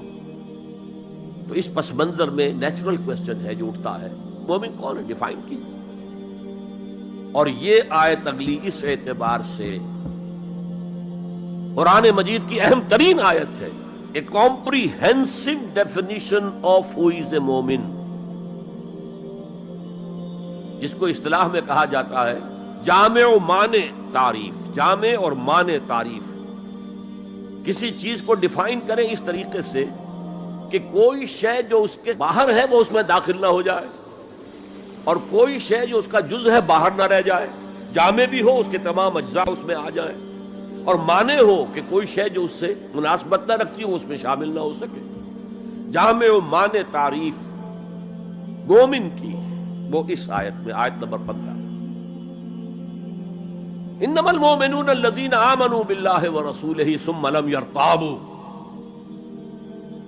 اب یہاں بھی وہ اسلوب حصر ہے انما، اور حصر کا مفہوم میں کئی دفعہ سمجھا چکا ہوں کہ آپ کہیں کہ زید عالم ہے، اس سے دوسروں کے علم کی نفی نہیں ہوئی، اور بھی ہو سکتے ہیں. زید ہی عالم ہے تو دوسروں کی نفی ہو گئی کہ اس مجمع میں صرف ایک عالم ہے اور وہ زید ہے، باقی کوئی عالم نہیں. اسے حصر کہتے ہیں. تو میں نے چونکہ کہا ہے کہ most comprehensive definition of who is a مومن، اس کا آغاز بھی حصر سے ہے، اس کا اختتام بھی حصر پر ہے. انما کلمہ حصر ہے، اور آخر میں اولئک ھم الصادقون، وہ بھی اسلوب حصر ہے. انما المؤمنون الذین آمنوا باللہ ورسولہ ثم لم یرتابوا. مومن تو صرف وہ ہے جو ایمان لائے اللہ پر اور اس کے رسول پر، پھر شک میں ہرگز نہیں پڑے. یہ پھر لم آ گیا، یہاں مرتابو نہیں آیا، لم یرتابو، ہرگز شک میں نہیں پڑے. یہ واحد مقام قرآن کا جہاں پر کہ یہ لفظ اضافی طور پر آیا ہے ایمان کے بعد. ثم لم یرتابو، یرتابو بنا ریب سے، شک. الف لام میم ذالک الکتاب لا ریب فیہ. ارتابا یرتابو، شک میں پڑ جانا. ثم لم یرتابو، پھر شک میں ہرگز نہیں پڑے. ان کا دل ایمان پر یقین کے ساتھ معمور ہو گیا.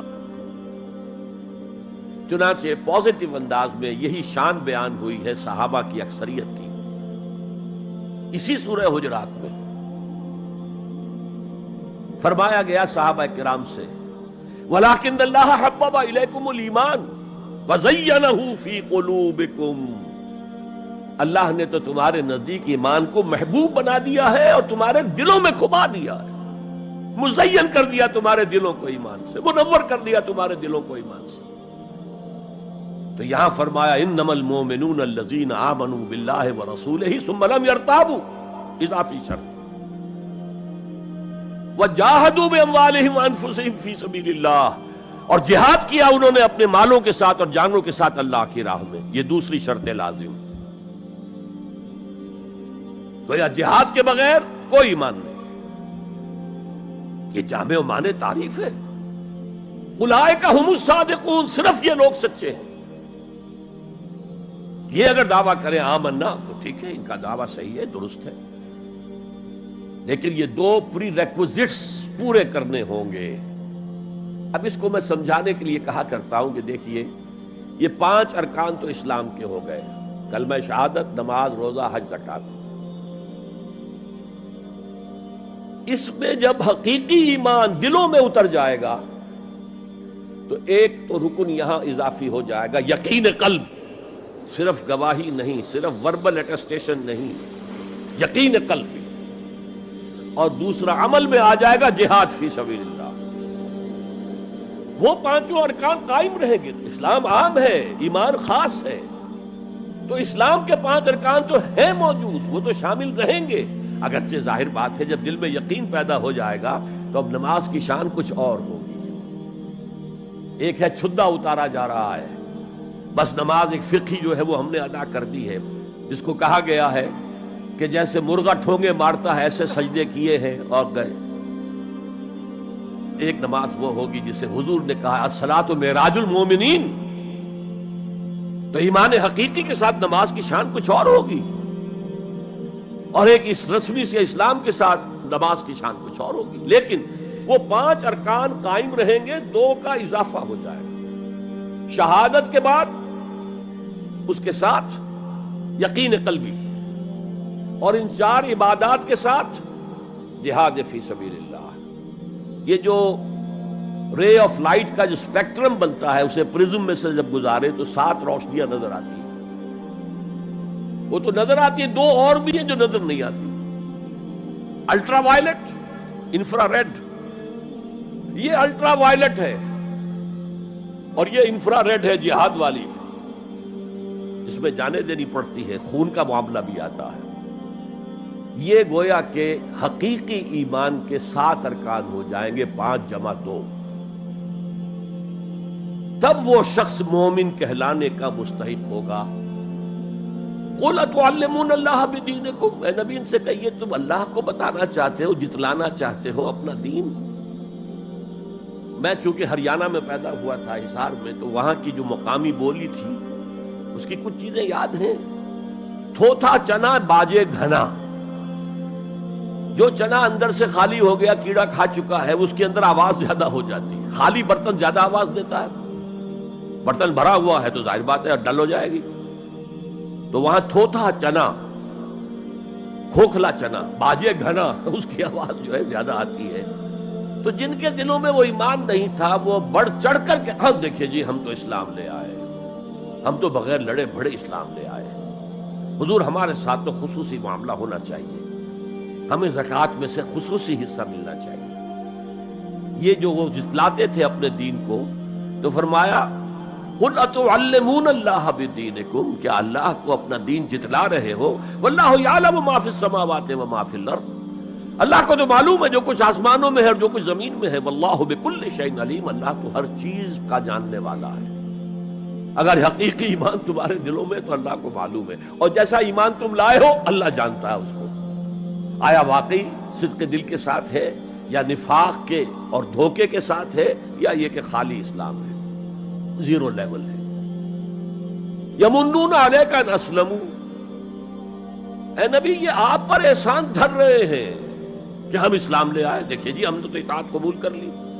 آپ نے قریش سے تو اتنی جنگیں کی ہیں، فلاں سے تو اتنی جنگیں کی ہیں، آپ کے ساتھ ہی اتنے شہید بھی ہوئے، ہم نے تو جنگ نہیں کی، ہم ایسے ہی مان لے آئے ہیں. تو گویا کہ احسان ہے ہمارا. یمنون علیک، مننا یمنو احسان دھرنا. یمنون علیک ان اسلموا قل لا تمنوا علی اسلامکم. کہہ دیجئے مجھ پر اپنے اسلام کا احسان مت دھرو. بل اللہ یمن علیکم ان ہداکم للایمان. بلکہ اللہ تم پر احسان دھرتا ہے کہ تمہیں اسلام کا راستہ دکھا دیا ہے. تم اسلام میں آ گئے ہو تو ایمان کا راستہ تمہیں دکھا دیا ہے. اب عمل کرتے رہو گے تو ایمان پیدا ہو جائے گا.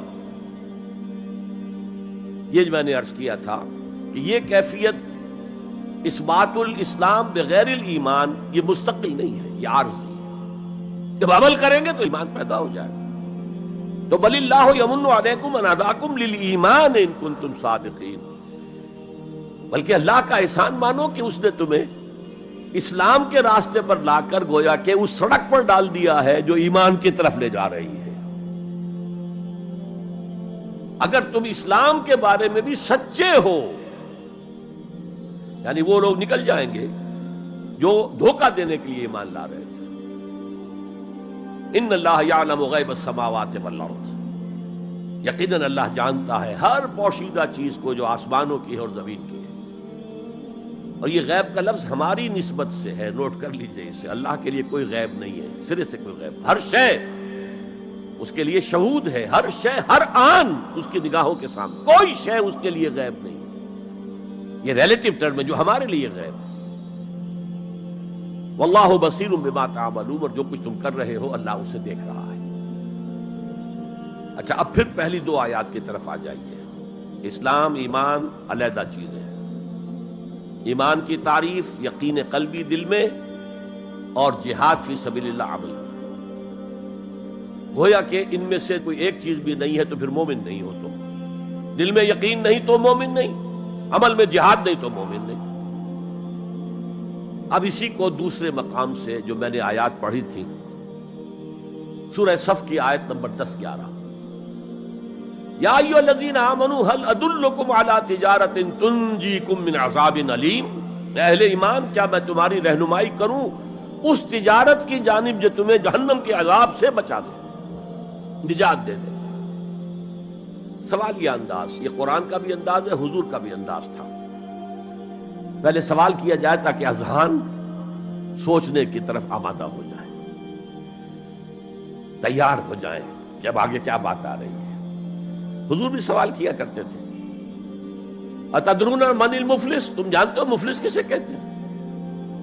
اکثر و بیشتر صحابہ کا جواب ہوتا تھا اللہ ورسولہ عالم، اللہ اور اس کا رسول بہتر جانتے ہیں. پھر حضور دوبارہ پوچھتے تھے تو اپنی اپنی سمجھ کے مطابق جواب دیتے تھے. المفلس عندنا ما لا درہم لہ ولا دینارا. حضور ہم مصرف اسی کو سمجھتے ہیں جس کے پاس نہ درہم ہے نہ دینار ہے. فرمایا نہیں، میری امت کا مفلس وہ ہوگا جو قیامت میں حاضر ہوگا تو نمازوں کی بھی بہت بڑی گٹھری لے کر آئے گا، روزے بھی ہوں گے، عمرے بھی ہوں گے، حج بھی ہوں گے، نیکیوں کی بہت بڑی بڑی گانٹھیں ساتھ ہوں گی، لیکن حقوق العباد میں اس نے کوتاہی کی ہوگی. قد اکل مال ھذا، اس شخص کا مال ہڑپ کر لیا ہوگا غلط طریقے سے، بہنوں کا حصہ وراثت میں کھا لیا ہوگا، کسی پر تہمت لگائی ہوگی، کسی کی غیبت کی ہوگی، اور وہ سارے دعوے دار جمع ہو جائے، اللہ اس شخص نے میرے ساتھ یہ کیا، اللہ اس شخص نے میرے ساتھ یہ کیا، تو اس کی نیکیاں سب دے دی جائیں گی. اچھا بھائی، وہاں کوئی اور کرنسی تو ہے نہیں کہ اتنے ہزار جرمانہ یا اتنا لاکھ جرمانہ. اچھا تم اس کی نمازیں لے جاؤ، تم اس کے روزے لے جاؤ، تم اس کے حج اور عمرے لے جاؤ، خالی ہو گیا. اور دعوے دار اب بھی باقی ہیں، تو ان کے گناہ اب ان کے حساب میں پڑنے شروع ہوں گے، اور وہ ان کے گناہوں کے بوجھ تلے دب کر جہنم میں جھونک دیا جائے. یہ مفلس ہے. یہ انداز تھا، یہ قرآن کا بھی انداز ہے اور یہی حضور کا انداز تھا. یا ایھا الذین آمنوا هل ادلکم علی تجارۃ تنجیکم من عذاب علیم. اے ایمان والو، اے ایمان کے دعوے دارو، یا اے وہ لوگوں جو ایمان قانونی حاصل کر چکے ہو، یا اے وہ مسلمانوں جن کی رسائی ابھی تک حقیقی ایمان تک نہیں ہوئی. یا ایھا الذین آمنوا هل ادلکم علی تجارۃ تنجیکم من عذاب علیم. کیا میں بتاؤں تمہیں وہ تجارت، وہ کاروبار جس کا نفع کیا ہوگا کہ جہنم سے چھٹکارا پا جاؤ. اب یہاں 1 منٹ رک کر توقف کر کے نظم کلام کے اعتبار سے ایک نتیجہ سامنے لے آئیے. اگر وہ تجارت نہیں کرو گے تو جہنم سے نجات کی امید یہ تمہاری وشفل تھنکنگ ہے، تمہاری آرزویں ہیں، تلک امانیہم، یہ ان کی خواہشات ہیں جنہوں نے عقیدوں کی شکل اختیار کر لی ہے. یہ اللہ کا کلام ہے، یہ اس میں کوئی شے جو ہے محض شاعرانہ لفاظی کے لیے یا شاعرانہ مبالغے کے لیے تو نہیں ہے نا. گنجینہ معنی کا طلسم اس کو سمجھیو جو لفظ کے غالب میرے اشعار میں آوے. تو قرآن میں جو لفظ آ رہا ہے وہ ہر لفظ اپنی جگہ پر معنی کا خزانہ ہے. هل ادلکم علی تجارۃ تنجیکم من عذاب علیم. اب جواب سنیے، تؤمنون باللہ ورسولہ، ایمان لاؤ اللہ پر اور اس کے رسول پر جیسا کہ ایمان لانے کا حق ہے. بات وہی ہو گئی نا، وہ پہلا تمہارا قانونی ایمان تھا، اصل ایمان کچھ اور ہے. اسی کو سورہ نساء میں فرمایا یا ایھا الذین آمنوا آمنوا باللہ ورسولہ والکتاب الذی نزل علی رسولہ والکتاب الذی انزل من قبل. اے ایمان کے دعوے دارو، ایمان لاؤ جیسا کہ ایمان لانے کا حق ہے، اللہ پر بھی اور اس کے رسول پر بھی، اور اس کتاب پر بھی جو اپنے رسول پر اس نے نازل فرمائی، اور اس کتاب پر بھی جو پہلے نازل کی تھی. تؤمنون باللہ ورسولہ وتجاہدون فی سبیل اللہ باموالکم وانفسکم، بالکل وہی آیت نمبر 15 بن گئی کہ نہیں سورہ حجرات کی؟ ایمان لاؤ اللہ پر، اس کے رسول پر، یا ایمان رکھو اللہ پر اس کے رسول پر جیسے کہ ایمان کا حق ہے، اور جہاد کرو اللہ کی راہ میں اپنی جانوں اور مالوں کے ساتھ۔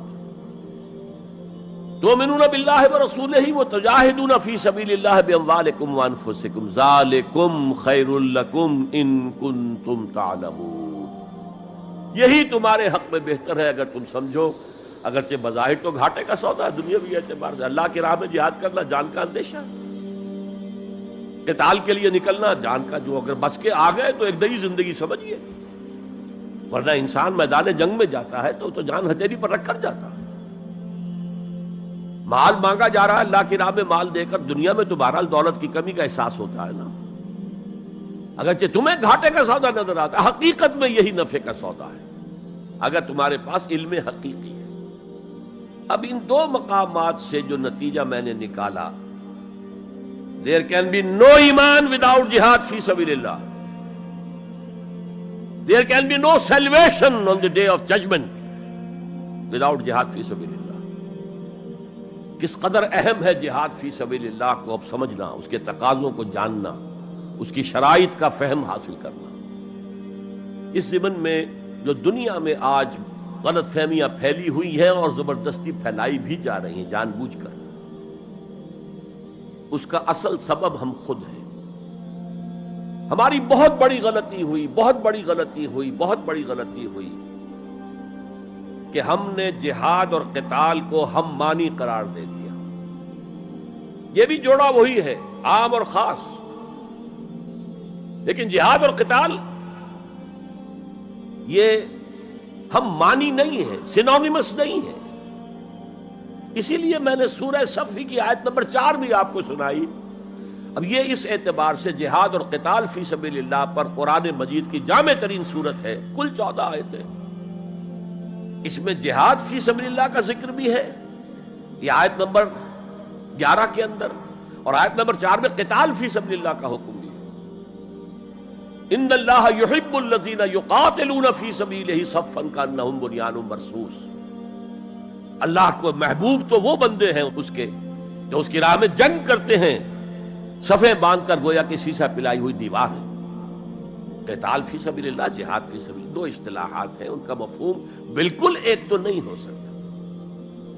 ہمارے ہاں ان دونوں کو مترادف قرار دے دیا، اس کے نتائج کیا نکلے؟ قتال ہر وقت تو ہوتا ہی نہیں، لہذا جہاد ثانوی شے ہو گیا، اس کی اہمیت ہی نہیں رہی، وہ جو بیک برنر کی جگہ ہوتی ہے وہاں رکھ دیا گیا۔ بعض لوگوں نے ایک اور غلطی کی اس کے برعکس، جہاد کی اہمیت کے پیش نظر انہوں نے اسے ارکان اسلام میں داخل کر دیا۔ یہ بہت بڑی جسارت ہے، اس لیے کہ متفقون علیہ حدیث حضرت عبداللہ ابن عمر سے میں سنا چکا ہوں، 5 ارکان اسلام کے، اور حدیث جبرائیل میں اسلام کی ڈیفینیشن وہی 5 چیزیں، چھٹی چیز داخل کرنے کا کسی کو حق نہیں۔ ارکان اسلام میں جہاد فی سبیل اللہ شامل ہے، ارکان ایمان میں شامل ہے۔ There can be no ایمان without جہاد فی سبیل اللہ، and there can be no salvation، نجات کا کوئی امکان نہیں ہے اگر جہاد فی سبیل اللہ نہیں۔ ہم نے مترادف بنا کر ایک طرف تو سیکنڈری حیثیت دے دی اس کو، اور اس سے ستم بالائے ستم، مسلمان جنگ کرے وہ جہاد فی سبیل اللہ ہے۔ مسلمان بادشاہ ہے، زانی ہے، شرابی ہے، بدماش ہے، عیاش ہے، اور وہ صرف کسی اپنے پڑوسی غیر مسلم ملک پر حملہ کر رہا ہے تاکہ اس کی ریونیوز بڑھ جائیں، اس کی آمدنی بڑھ جائے، اس کی عیاشیوں کا میں اضافہ ہو جائے، وہ اور زیادہ بڑے محل بنائے، تو اس کی جنگ جہاد فی سبیل اللہ ہوگی۔ ہم نے بدنام کیا جہاد فی سبیل اللہ۔ اب غیر مسلم تو یہ سب کچھ دیکھتے ہیں، جہاد کسے کہتے ہیں؟ اسی کے اعتبار سے پھر مفہوم ان کے سامنے آتا۔ یہ مغالطہ ہم نے ڈالا، اس کے نتائج آج ہم بھگت رہے ہیں۔ اب سمجھیے مثبت طور پر جہاد فی سبیل اللہ ہے کیا، اس کے مراحل کیا ہیں۔ ایک 9 سٹوریڈ بلڈنگ کا آپ تصور کریں گے جس کی نویں منزل پر جا کر قتال آئے گا، اس سے پہلے نہیں. لیکن اس سے بھی پہلے لفظی معنی کیا ہے جہاد کے؟ جہاد کا لفظ بنا جوہد سے. جوہد کے معنی کوشش، جد و جہد اردو میں عام بولتے ہیں، اور آج کے عنوان میں بھی جد و جہد ہی کا لفظ استعمال ہوا ہے. لیکن جیسا کہ میں نے کہا تھا، مختلف ابواب میں آنے سے معنی بدلتے ہیں. جہاد یا مجاہدہ، جوہد یک طرفہ ہے، کوشش، کسی کام کے لیے آپ کوشش کر رہے ہیں. To exert yourself for something, for some objective. لیکن جہاد یا مجاہدہ بنے گا جبکہ دو افراد ایک دوسرے کے مقابلے میں آ کر کوشش کر رہے ہیں، رسا کشی ہو رہی ہے. لہذا کوشش اور کشاکش، اس میں جو فرق ہے، رسا کشی، ایک ٹیم ادھر ہے ایک ادھر ہے، وہ رسے کو ادھر کھینچ رہی ہے وہ ادھر کھینچ رہی ہے، تو یہ دو طرفہ عمل ہے جہاد یا مجاہدہ. اسی طریقے سے قتل اور مقاتلہ یا قتال، کوئی شخص جا رہا تھا آپ نے شوٹ کر دیا، یہ قتل ہے، یک طرفہ عمل ہے. دو فوجیں آمنے سامنے ہیں، یہ ان کو قتل کرنا چاہتے ہیں وہ ان کو قتل کرنا چاہتے ہیں، یہ قتال ہے، یہ جنگ ہے. یا مقاتلہ ہے، دونوں مصدر ہیں یہ، جوہد، کوشش. اچھا انگریزی میں آپ کیا کہیں گے؟ To strive for something, کسی چیز کے لیے کوشش کرنا. اور جہاد کیا ہوگا؟ To struggle against something, وہ اگینسٹ ہوگا، اسٹرگل، محنت. اس فرق کو ذہن میں رکھیے. جوہد کوشش، ٹو اسٹرائیو کوشش کرنا.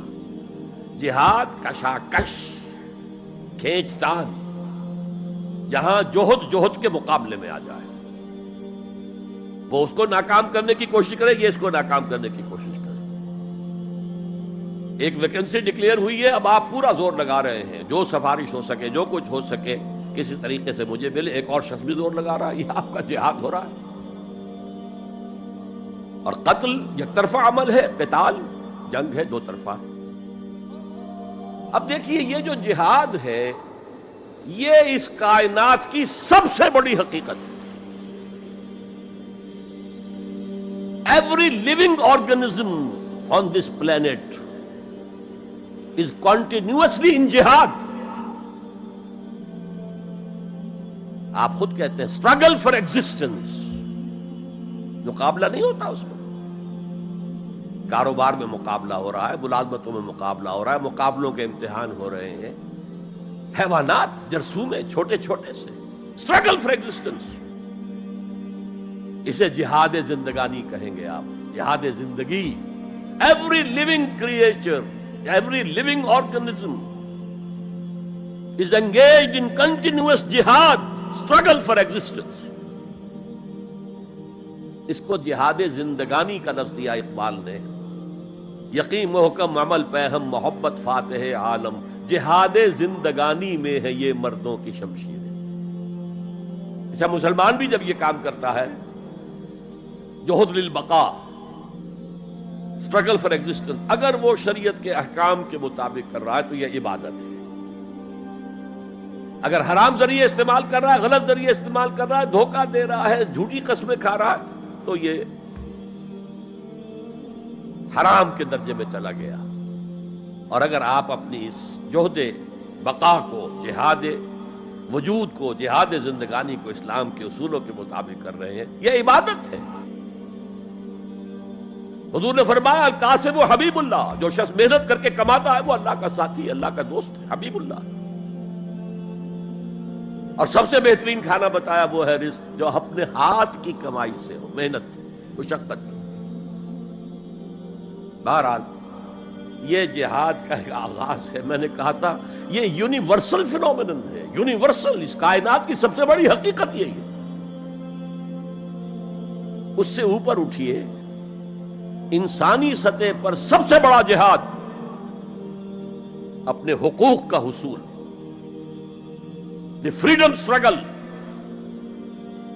the struggle for self determination. کوئی قوم آ کر آپ پر حاکم ہو گئی، اس سے نجات حاصل کرنا، یہ جہاد فی سبیل الحریت. فی سبیل کسے کہتے ہیں؟ For the cause of, in the cause of. جہاد فی سبیل الحریت جائز ہے، سب کریں گے، سب کی آزادی حق ہے، کسی کو غلام بنا کر رکھنے کا کسی کو اختیار نہیں ہے.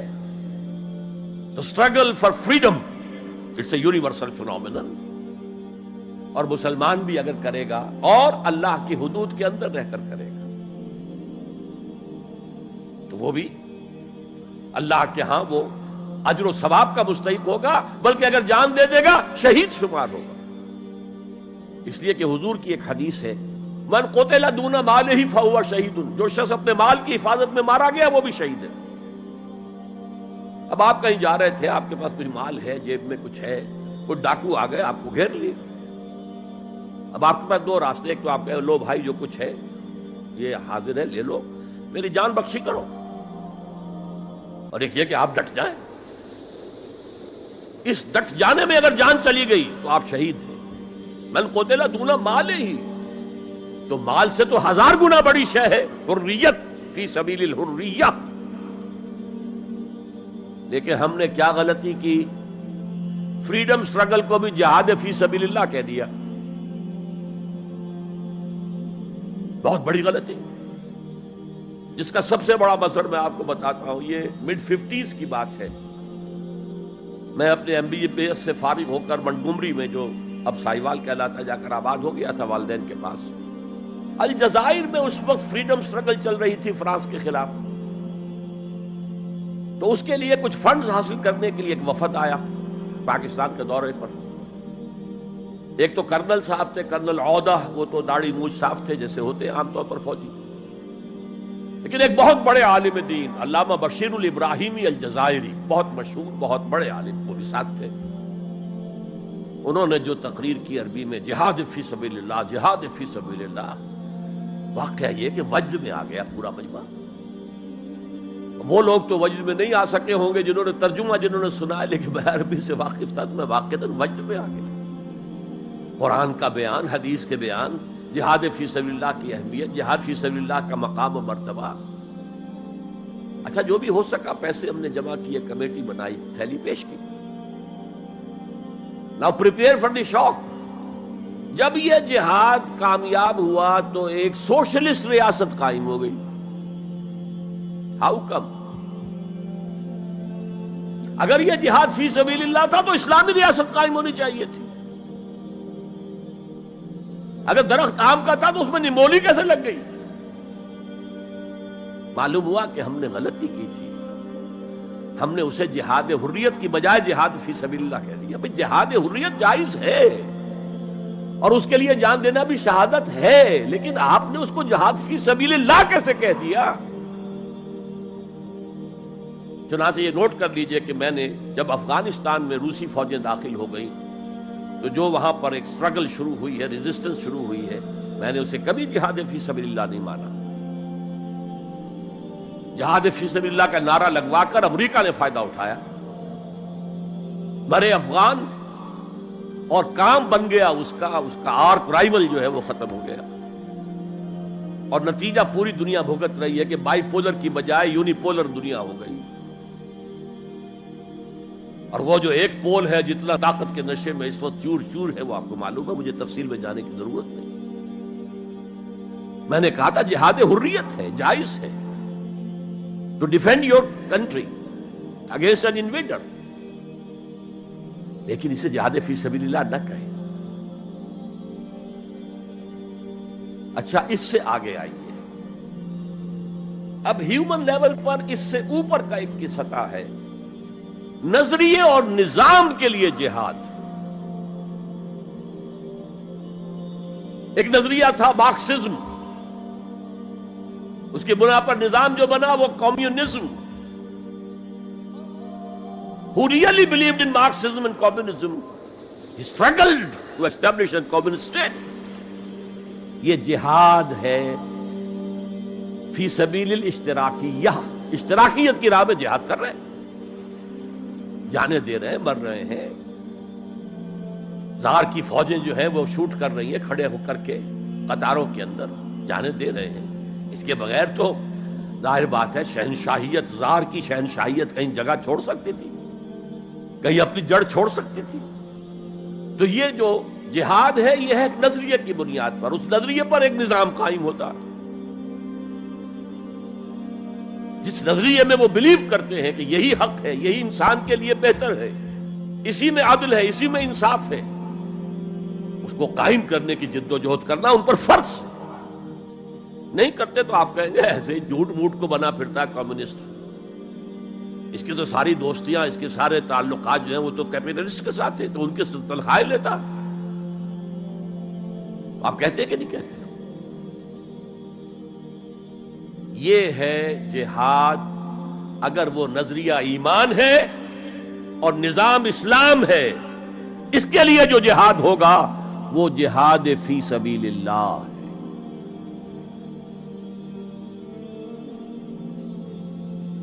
کسی اور مقصد کے لیے یہ جہاد کو آپ جہاد فی سبیل اللہ نہیں کہہ سکتے۔ آپ ڈیموکریسی کے قیام کے لیے کسی بادشاہت کو ختم کر کے ڈیموکریسی کا نظام قائم کرنا چاہتے ہیں، جہاد ہے، جہاد فی سبیل الدیمقراطیہ، جہاد for the cause of democracy, جہاد فار دی کاز آف اشتراکیت۔ اسی معنی میں قرآن مشرکین مکہ کو بھی مجاہد قرار دیتا تھا، وہ تھے مجاہدین فی سبیل الشرک، جانے نہیں دے رہے تھے، کیا قربانیاں نہیں دے رہے تھے؟ وہ اپنے عقیدے کے لیے، اپنے نظریے کے لیے، اپنے نظام کے لیے جانے دے رہے تھے۔ تو یہ ہے جہاد نظریے اور نظام کے لیے۔ پھر میں تیسری مرتبہ دوہرا رہا ہوں، اگر وہ نظریہ ایمان ہے اور نظام اسلام کا ہے، قائم کرنا پیش نظر ہے، تو وہ ہے جہاد فی سبیل اللہ۔ اب اس کے 3 لیولز ہیں، اور ہر لیول پر 3 سب لیولز ہیں۔ سب سے پہلا جہاد فی سبیل اللہ کا مرحلہ ہے کہ ایمان دل میں آ گیا تو ایک کشاکش اندر شروع ہو جائے گی۔ میں اگر فرائیڈ کی اصطلاح استعمال کروں تو ایگو اور ایڈ یا لبیڈو میں تصادم ہوگا۔ آپ کے نفس کی خواہش کچھ اور ہے، ایمان کہتا ہے غلط، کشاکش ہوگی کہ نہیں؟ یہ اندرونی جہاد ہے اپنے نفس کے خلاف۔ جیسے فرعون نے کہا تھا الیس لی ملک مصر وہذہ الانہار تجری من تحتی، کیا میں بادشاہ نہیں ہوں مصر کا؟ مصر کی حکومت میری نہیں ہے؟ اور کیا یہ ساری نہریں جو ہیں میرے نظام کے تحت نہیں چل رہی؟ اسی طرح برا نہ مانیے، ہمارا نفس کہتا ہے یہ جسم میرا ہے، میری ملکیت ہے، اٹس مائی ڈومین، میری خواہش پوری کرنی ہوگی۔ جیسے اس نے کہا میں نہیں جانتا کوئی خدا ہے میرے سوا اور میرے اوپر، میں نہیں مانتا، نفس بھی کہتا میں نہیں ماننے کو تیار، کیا حلال ہے کیا حرام ہے، کیا جائز ہے کیا ناجائز، میری خواہش پوری کرو۔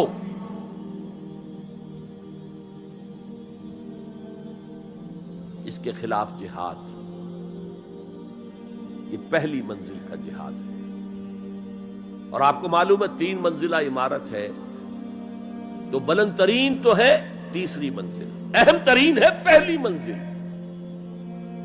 پہلی منزل بنے گی تو دوسری بنے گی، دوسری ہوگی تو تیسری بنے گی نا۔ پہلی منزل یہ ہے اور اہم ترین یہ ہے۔ اسی لیے مولانا روم نے کہا نفس ما ہم کم ترس فرعون نیست، میرا نفس بھی فرعون سے کم نہیں ہے، لیکن ایراعون نیست، اس کے پاس لاؤ لشکر تھا، اس نے زبان سے بھی کہہ دیا تھا انا ربکم الاعلی، میں ہوں خدا۔ میرا نفس بیچارہ اس کے پاس کوئی لاؤ لشکر نہیں، زبان سے تو یہ کچھ نہیں کہتا، اندر یہی کہتا میں بادشاہ ہوں اس وجود کا، میری مرضی پوری۔ اسٹرگل اگینسٹ دس بیسر سیلف، ایک سیلف ہے اونچی سیلف، خودی، انا، ایگو، اور ایک ہے یہ بیسر سیلف، حیوانی جبلتیں جو اندھی بہری ہیں، جو حلال اور حرام سے انہیں کوئی غرض نہیں ہے، ان کے خلاف جہاد کرنا۔ آپ نے فرمایا صلی اللہ علیہ وسلم، المجاہد من جاہد نفسہ، اصل مجاہد وہ ہے جو اپنے نفس کے خلاف جہاد کر سکے۔ تمہارے اندر یہ دشمن تو بیٹھا ہوا ہے، تکڑا ہے، تمہیں کنٹرول کر رہا، چلے آؤ باہر کے دشمنوں سے جہاد کرنے کے لیے۔ تم نے ٹانگے کو گھوڑے کے آگے باندھ دیا۔ اور ایک دفعہ حضور سے پوچھا گیا، ای الجہاد افضل یا رسول اللہ، اے اللہ کے رسول سب سے افضل جہاد کون سا ہے؟ فرمایا ان تجاہد نفسک فی طاعت اللہ، اپنے نفس کے خلاف جہاد کرو، اسے اللہ کا مطیع کرو۔ یہ جو اندر کی کشمکش ہے، کشاکش ہے، یہ جہاد فی سبیل اللہ کا نقطہ آغاز، اللہ کا مطیع بنانا ہے نفس کو۔ اس کے ساتھ دو سب لیول اور ہیں۔ اس نفس کو بھڑکانے والی ایک قوت ہے انویزیبل، اور ویزیبل بھی ہے۔ انویزیبل قوت سب سے بڑی ابلیس، شیطان لعین، اور اس کے چیلے چانٹے جنات میں سے، اور ویزیبل میں انسانوں میں جو اس کے ایجنٹ ہیں، جو فحاشی کو کلچر کا نام دے، یہ اس ابلیس کے چیلے ہیں۔ ان کے خلاف جہاد نہیں کریں گے آپ، اگر آپ ان کے خلاف ایگریسو ایٹیٹیوڈ اختیار نہیں کریں گے تو آپ ان کے دباؤ میں آ جائیں گے۔ ان الشیطان لکم عدو فاتخذوہ عدوا، اے لوگوں یہ شیطان تمہارا دشمن ہے، اس کو اپنا دشمن سمجھو۔ وہ تمہیں سبز باغ دکھاتا ہے، بدی کو مزین کر کے دکھاتا ہے، اچھے اچھے نام اس کے رکھ دیتا ہے، اور تمہیں آمادہ کرتا ہے بدی کے ارتکاب پر۔ نہیں، وہ تمہارا دشمن ہے۔ افتتخذونہ وذریتہ اولیاء من دونی، تم مجھے چھوڑ کر اسے اور اس کے چیلے چانٹوں کو تم اپنا دوست بناتے ہو۔ نہیں، شیطان کے خلاف جنگ کرو۔ اور تیسرا اس پر سب لیول کیا ہے؟ معاشرہ اگر بگڑا ہوا ہے، اس کا عمومی رجحان برائی کی طرف ہے، تو سوشل پریشرز آپ کو ادھر دھکیلتے ہیں۔ جیسے کہ اگر کوئی موب جا رہا ہے تو اس کے ساتھ چلنا تو بہت آسان ہے، وہ خود ہی آپ کو دھکیلتا ہوا لے جائے گا۔ اس کے خلاف چلنا بہت مشکل کام ہو سکتا ہے۔ آپ بڑی زور لگا کے 4 قدم آگے بڑھیں، پھر کو ریلا آئے 10 قدم پیچھے لے جائے۔ تب دو ہی راستے ہیں، زمانہ بات و سازت تو بعد زمانہ بے ساز۔ یا تو پیسو معاملہ ہے، زمانہ تمہارے ساتھ سازگاری نہیں کرتا، چھوڑو تم زمانے کے ساتھ سازگاری اختیار کر لو، چلو تم ادھر کو ہوا ہو جدھر کی۔ ایک یہ ہے کہ نہیں، زمانہ بات و سازت تو بعد زمانہ ستیس۔ زمانہ اگر تمہارے ساتھ سازگاری نہیں کر رہا تو زمانے سے جنگ کرو، لڑو، ریزسٹ کرو۔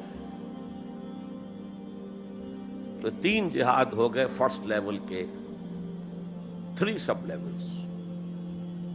نفس امارہ، اڈ، لیبیڈو، نفس حیوانی کے خلاف جہاد،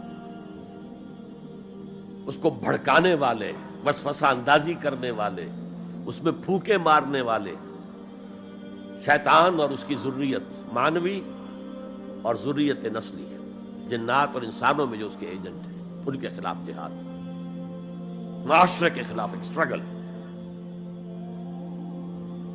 اب یہ 3 جہاد آپ نے کر لیے، اللہ توفیق دے ہم میں سے ہر ایک کو۔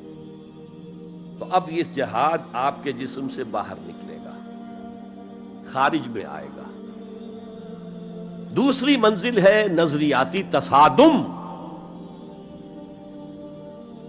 اگر آپ نے ایمان کا نظریہ اختیار کیا ہے تو الحاد کا نظریہ رکھنے والے بھی موجود ہیں۔ آپ نے توحید کے نظریے کو اختیار کیا ہے تو مشرکانہ عقائد رکھنے والے بھی موجود ہیں۔ They are bound to resist۔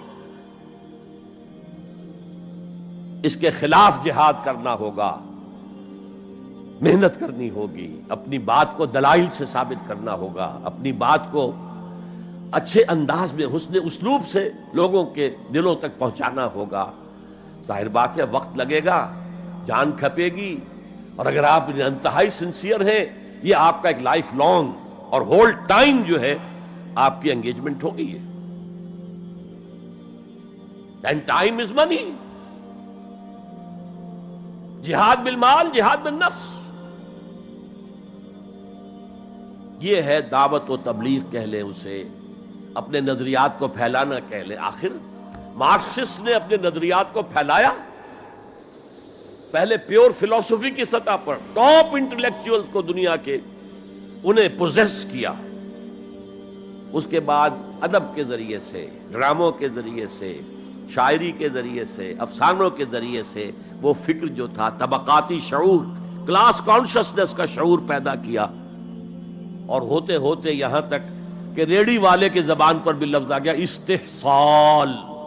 اتنا ثقیل عربی لفظ، استحصال کر رہے ہیں. یہ سارا کام یوں ہی تو نہیں ہو گیا. کتنے ادیبوں نے، کتنے ڈرامہ نویسوں نے، کتنے شاعروں نے اس فلسفے کو پھیلایا ہوا. اچھا، اس کے بھی 3 سب لیولز ہیں. ہر انسانی معاشرہ 3 سطح کے لوگوں پر مشتمل ہے. ایک انٹلیکچوئل مائنورٹی ہوتی ہے، انٹیلیجنسیا ہوتا ہے، یا جسے ایک اور اصطلاح میں کہتے ہیں brain trust of the society. They control direction and destination of the society. ہوتے ہیں مائنورٹی، مائنیوٹ مائنورٹی، لیکن ان کا اور پوری قوم کا جو باہمی رشتہ ہے وہ کیا ہے؟ جیسے یہ دماغ اور پورا جسم. میری ٹانگیں مجھے لے کر چل سکتی ہیں، دوڑ سکتی ہیں، اگرچہ اب میں دوڑ نہیں سکتا گھٹنوں کے آپریشن کے بعد، لیکن بہرحال دوڑا بھی کرتا تھا. لیکن کدھر جانا ہے اس کا فیصلہ یہاں ہوتا ہے. یہ صلاحیت ٹانگوں میں نہیں ہے. ہاں، یہاں سے فیصلہ ہو دوڑو، دوڑیں گے. ہاتھ پکڑ سکتا ہے کسی چیز کو، کس کو پکڑے کس کو نہ پکڑے. ہو سکتا ہے کہ آپ نے ہاتھ بڑھا بھی دیا ہو، کسی کو لکڑی سوکھی سمجھ کر آپ جو ہے جنگل کے اندر سے ایندھن جمع کر رہے ہیں، اچانک آنکھ نے دیکھا وہ تو حرکت کر رہی ہے، فوراً اطلاع گئی، ارے یہ تو سانپ معلوم ہوتا ہے، یہاں سے حکم آیا ہاتھ کھینچ لو، فوراً کھینچ لیا. تو کنٹرول تو یہ کر رہا ہے نا. ماسز کسی معاشرے کی نہ ڈائریکشن معین کر سکتے ہیں، نہ اس کی ڈیسٹینیشن کا فیصلہ کر سکتے ہیں. یہ اس کا انٹیلیجنسیا ہے، یہ اس کا برین ٹرسٹ ہے، یہ اس کا انٹلیکچوئل ایلیٹ ہے. لہذا اس نظریاتی تصادم میں بھی پرائرٹی نمبر 1 وہ طبقہ ہے. اگر وہ آپ کے نظریات کے قائل نہیں ہوں گے، حامل نہیں ہوں گے، there can be no collective change in this society. افراد کچھ مل جائیں گے آپ کو، افراد کے اندر ہوتے ہیں جو قبول کر لیتے بس، لیکن معاشرہ ان کے کنٹرول میں. اور اس سطح کے لوگوں کو دعوت دینا، تبلیغ کرنا آسان کام نہیں. آپ کو دلیل سے بات کرنی ہوگی، آپ کو ان کے نظریات کا تجزیہ کرنا ہوگا، اس میں کتنا حصہ غلط ہے، کتنا صحیح ہے. ان کے دماغوں میں مارکسزم گھسا ہوا ہے، ان کے دماغوں میں فرائیڈزم گھسا ہوا ہے، ان کے دماغوں میں ڈارونزم گھسا ہوا ہے، ان کے دماغوں میں لاجیکل پازیٹیوزم گھسا ہوا ہے. ہاں، کچھ لوگ رہے ہیں آئیڈیلسٹ بھی.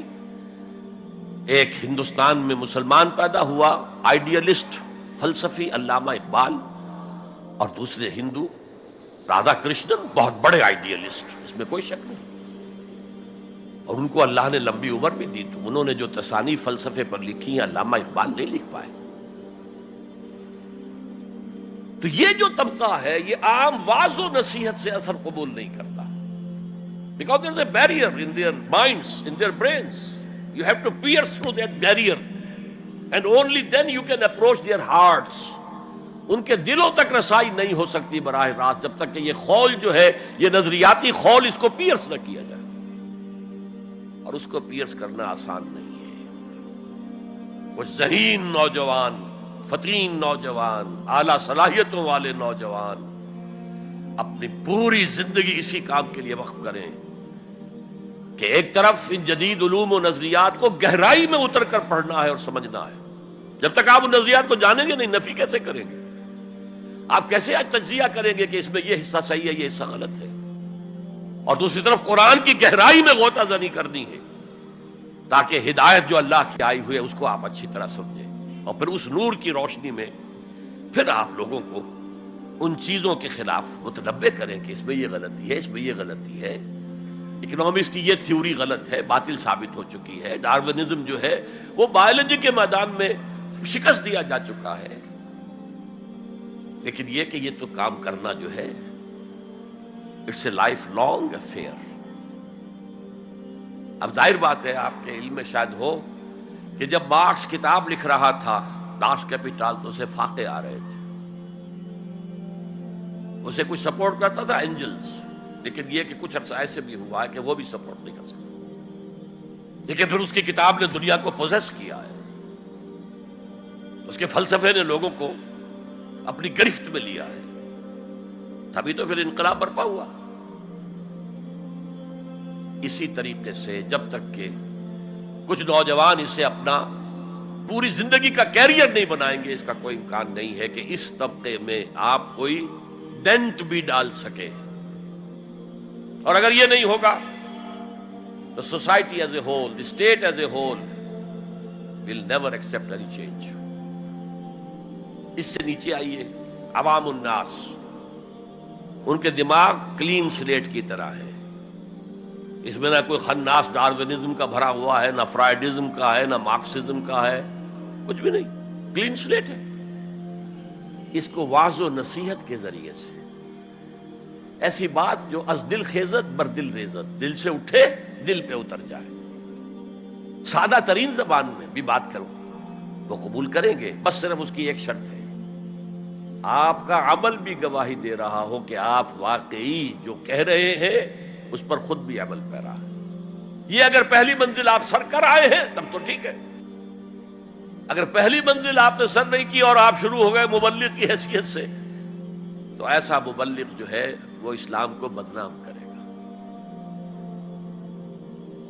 وَمَنْ أَحْسَنُ قَوْلًا مِّمَّنْ دَعَا إِلَى اللَّهِ وَعَمِلَ صَالِحًا وَقَالَ إِنَّهُ مِنَ الْمُسْلِمِينَ۔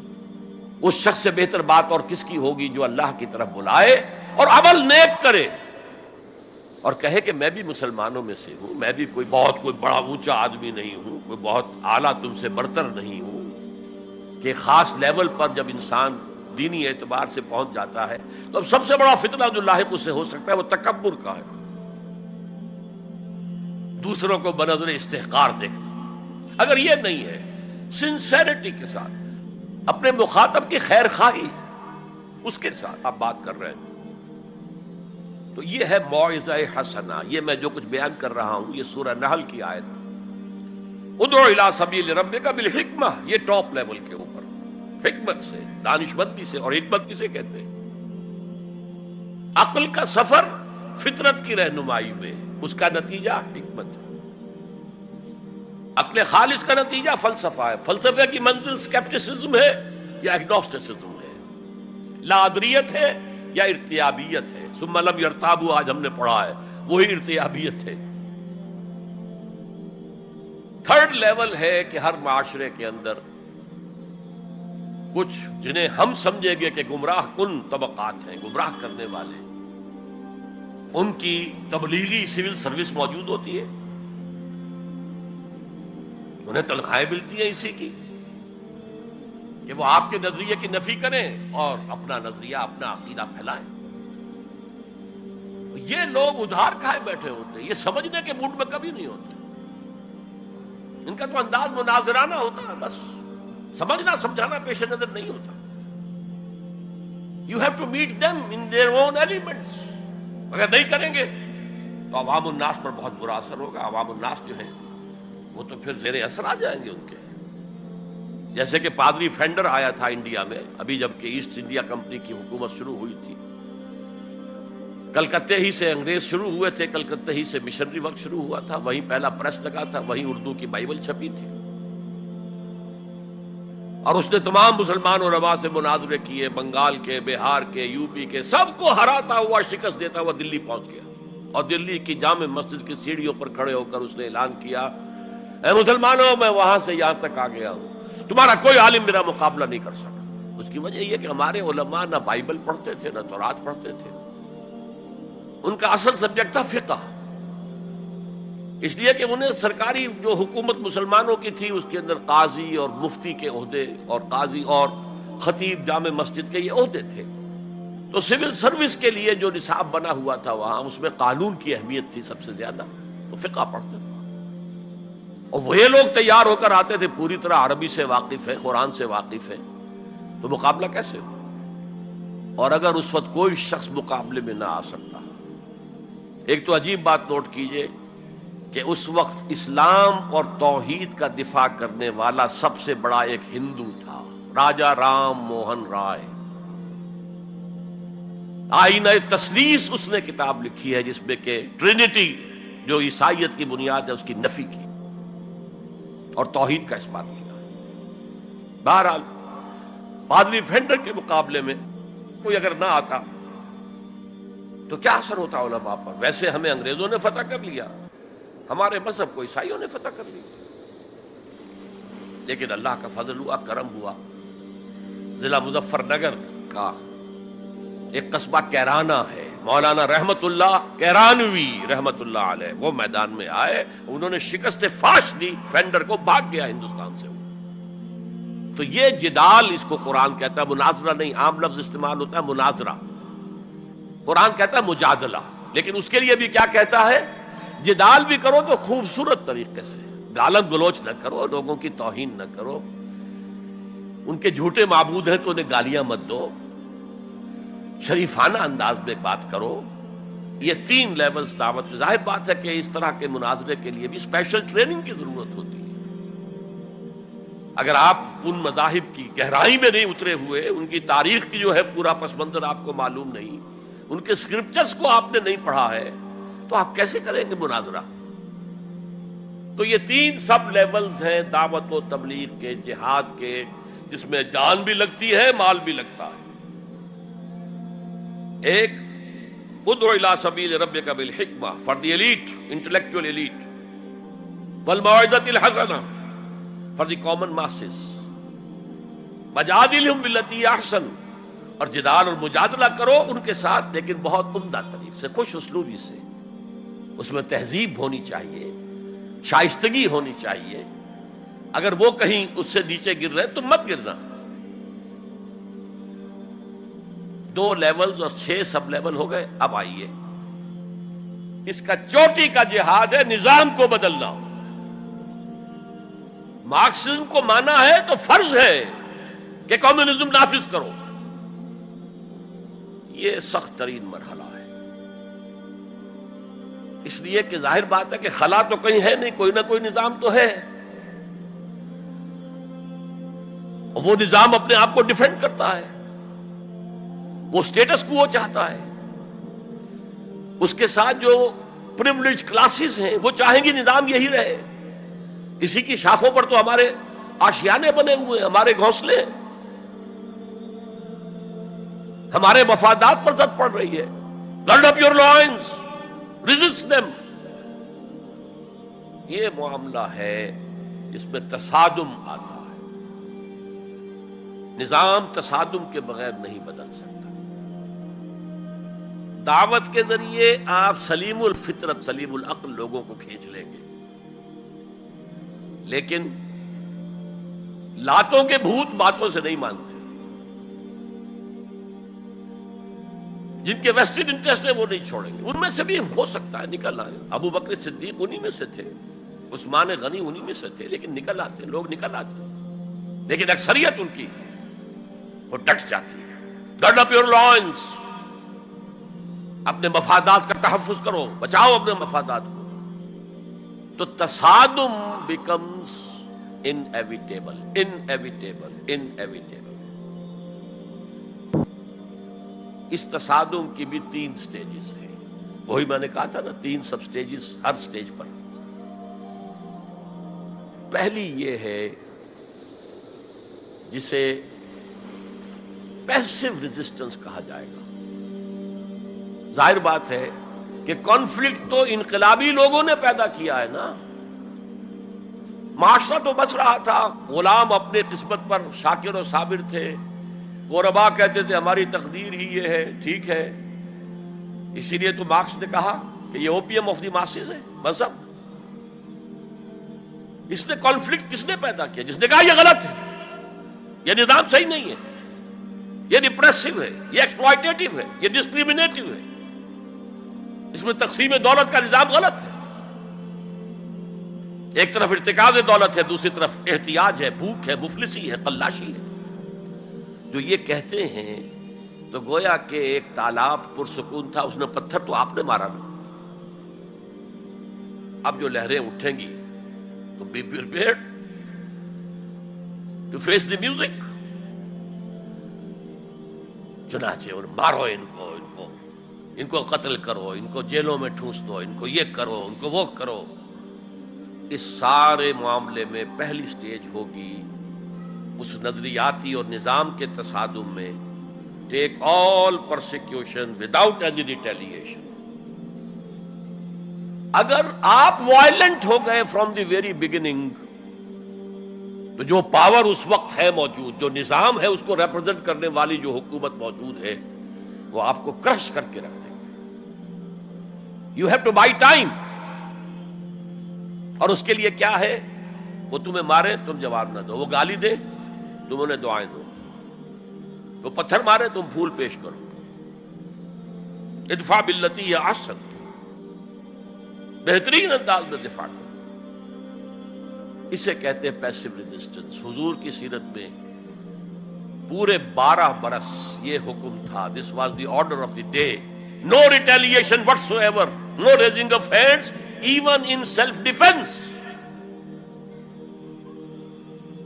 اور یہ میں آپ کو بتا چکا ہوں، مہاتما گاندھی نے کہا سرحدی گاندھی عبد الغفار خان سے کہ میں نے یہ عدم تشدد جو ہے، تشدد کا جواب تشدد سے نہ دینا، یہ میں نے سیکھا ہے حضرت مسیح سے اور حضرت محمد سے صلی اللہ علیہ وسلم۔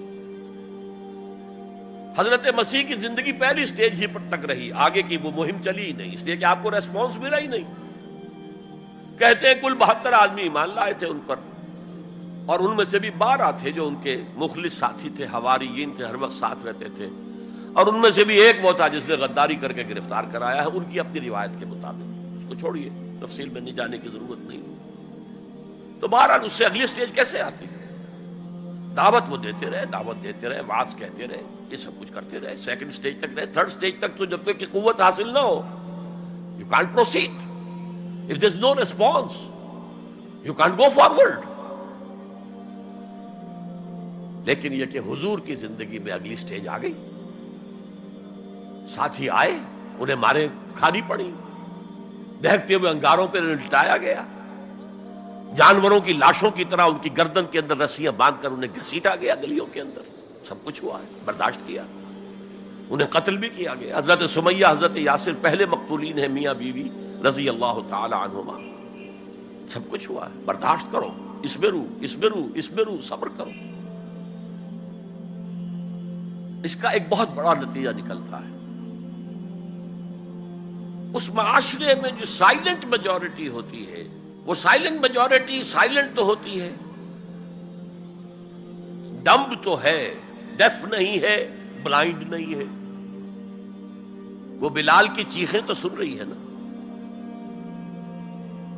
وہ دیکھ رہی ہے کس طرح دہکتے ہوئے انگاروں پر خباب بن الارت کو لٹایا گیا۔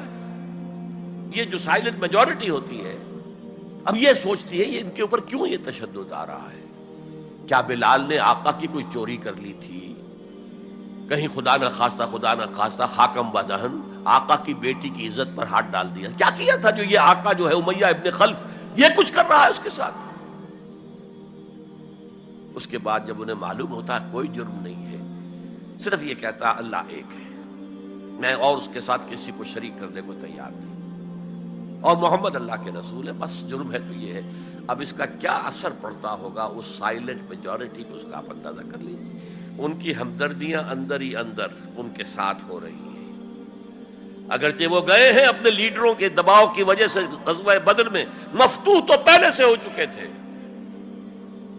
جو دلوں کو فتح کر لے وہی فاتح زمانہ۔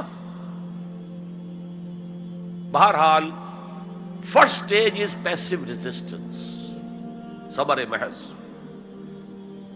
سیکنڈ، جب ذرا محسوس ہو ہمارے پاس طاقت ہے، we can risk a direct confrontation with the system، تو اس نظام کو کہیں سے چھیڑا جائے دکھتی رگ کو. دیکھیے گاندھی جی کی موومنٹ میں عرض کر چکا ہوں، پہلے کیا تھا؟ Non violent, naan cooperation. کوئی جرم تو نہیں ہے، ہم نہیں پہنتے تمہارے کپڑے، کیا کوئی قانون ہے یہ؟ لیکن سیکنڈ سٹیج کیا آئی؟ یہ چھیڑنا تھا اس کو. Non violent civil disobedience. ہم پرماتما کے سمندر سے پرماتما کا بنایا ہوا نمک لینے جا رہے ہیں، ہم نے تو کسی کو کچھ نہیں کہا،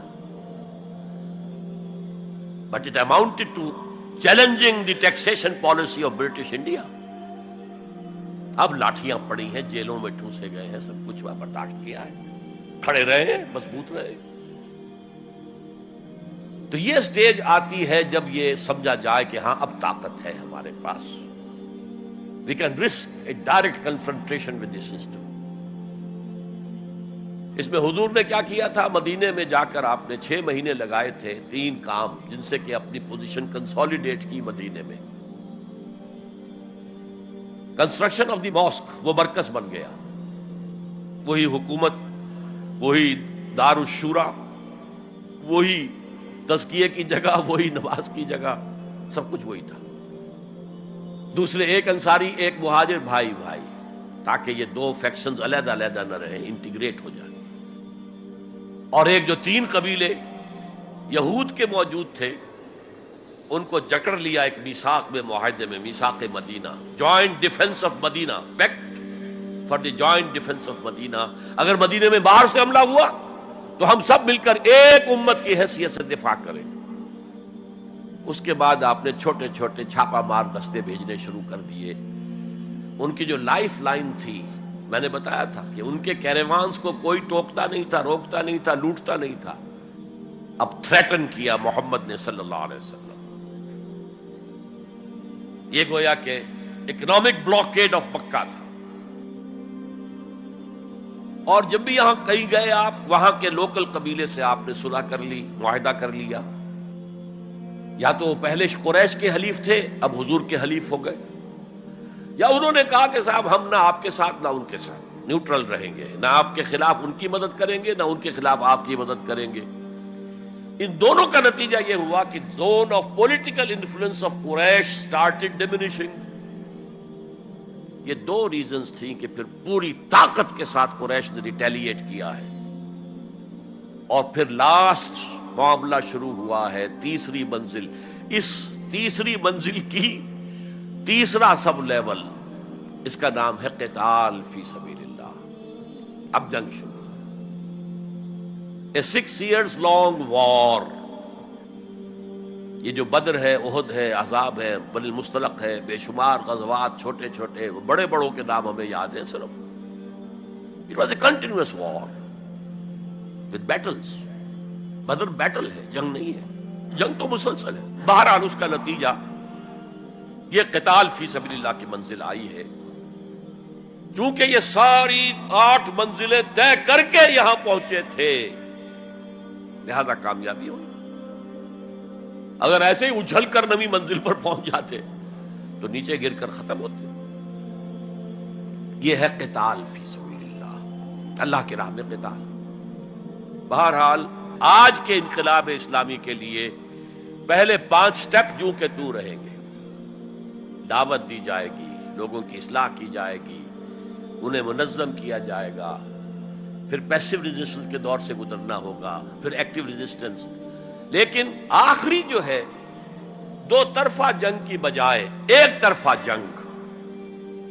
آپ یہ نہ سمجھیے گا میں ہندوستان میں تقریر کر رہا ہوں تو میں گاندھی جی کی تعریف کر رہا ہوں. یہ میری تقریریں کیسٹ پہلے سے موجود ہے، میں نے ہمیشہ نام لیا ہے کہ آج کے دور میں اس انقلابی عمل کی آخری سٹیج کیا ہوگی.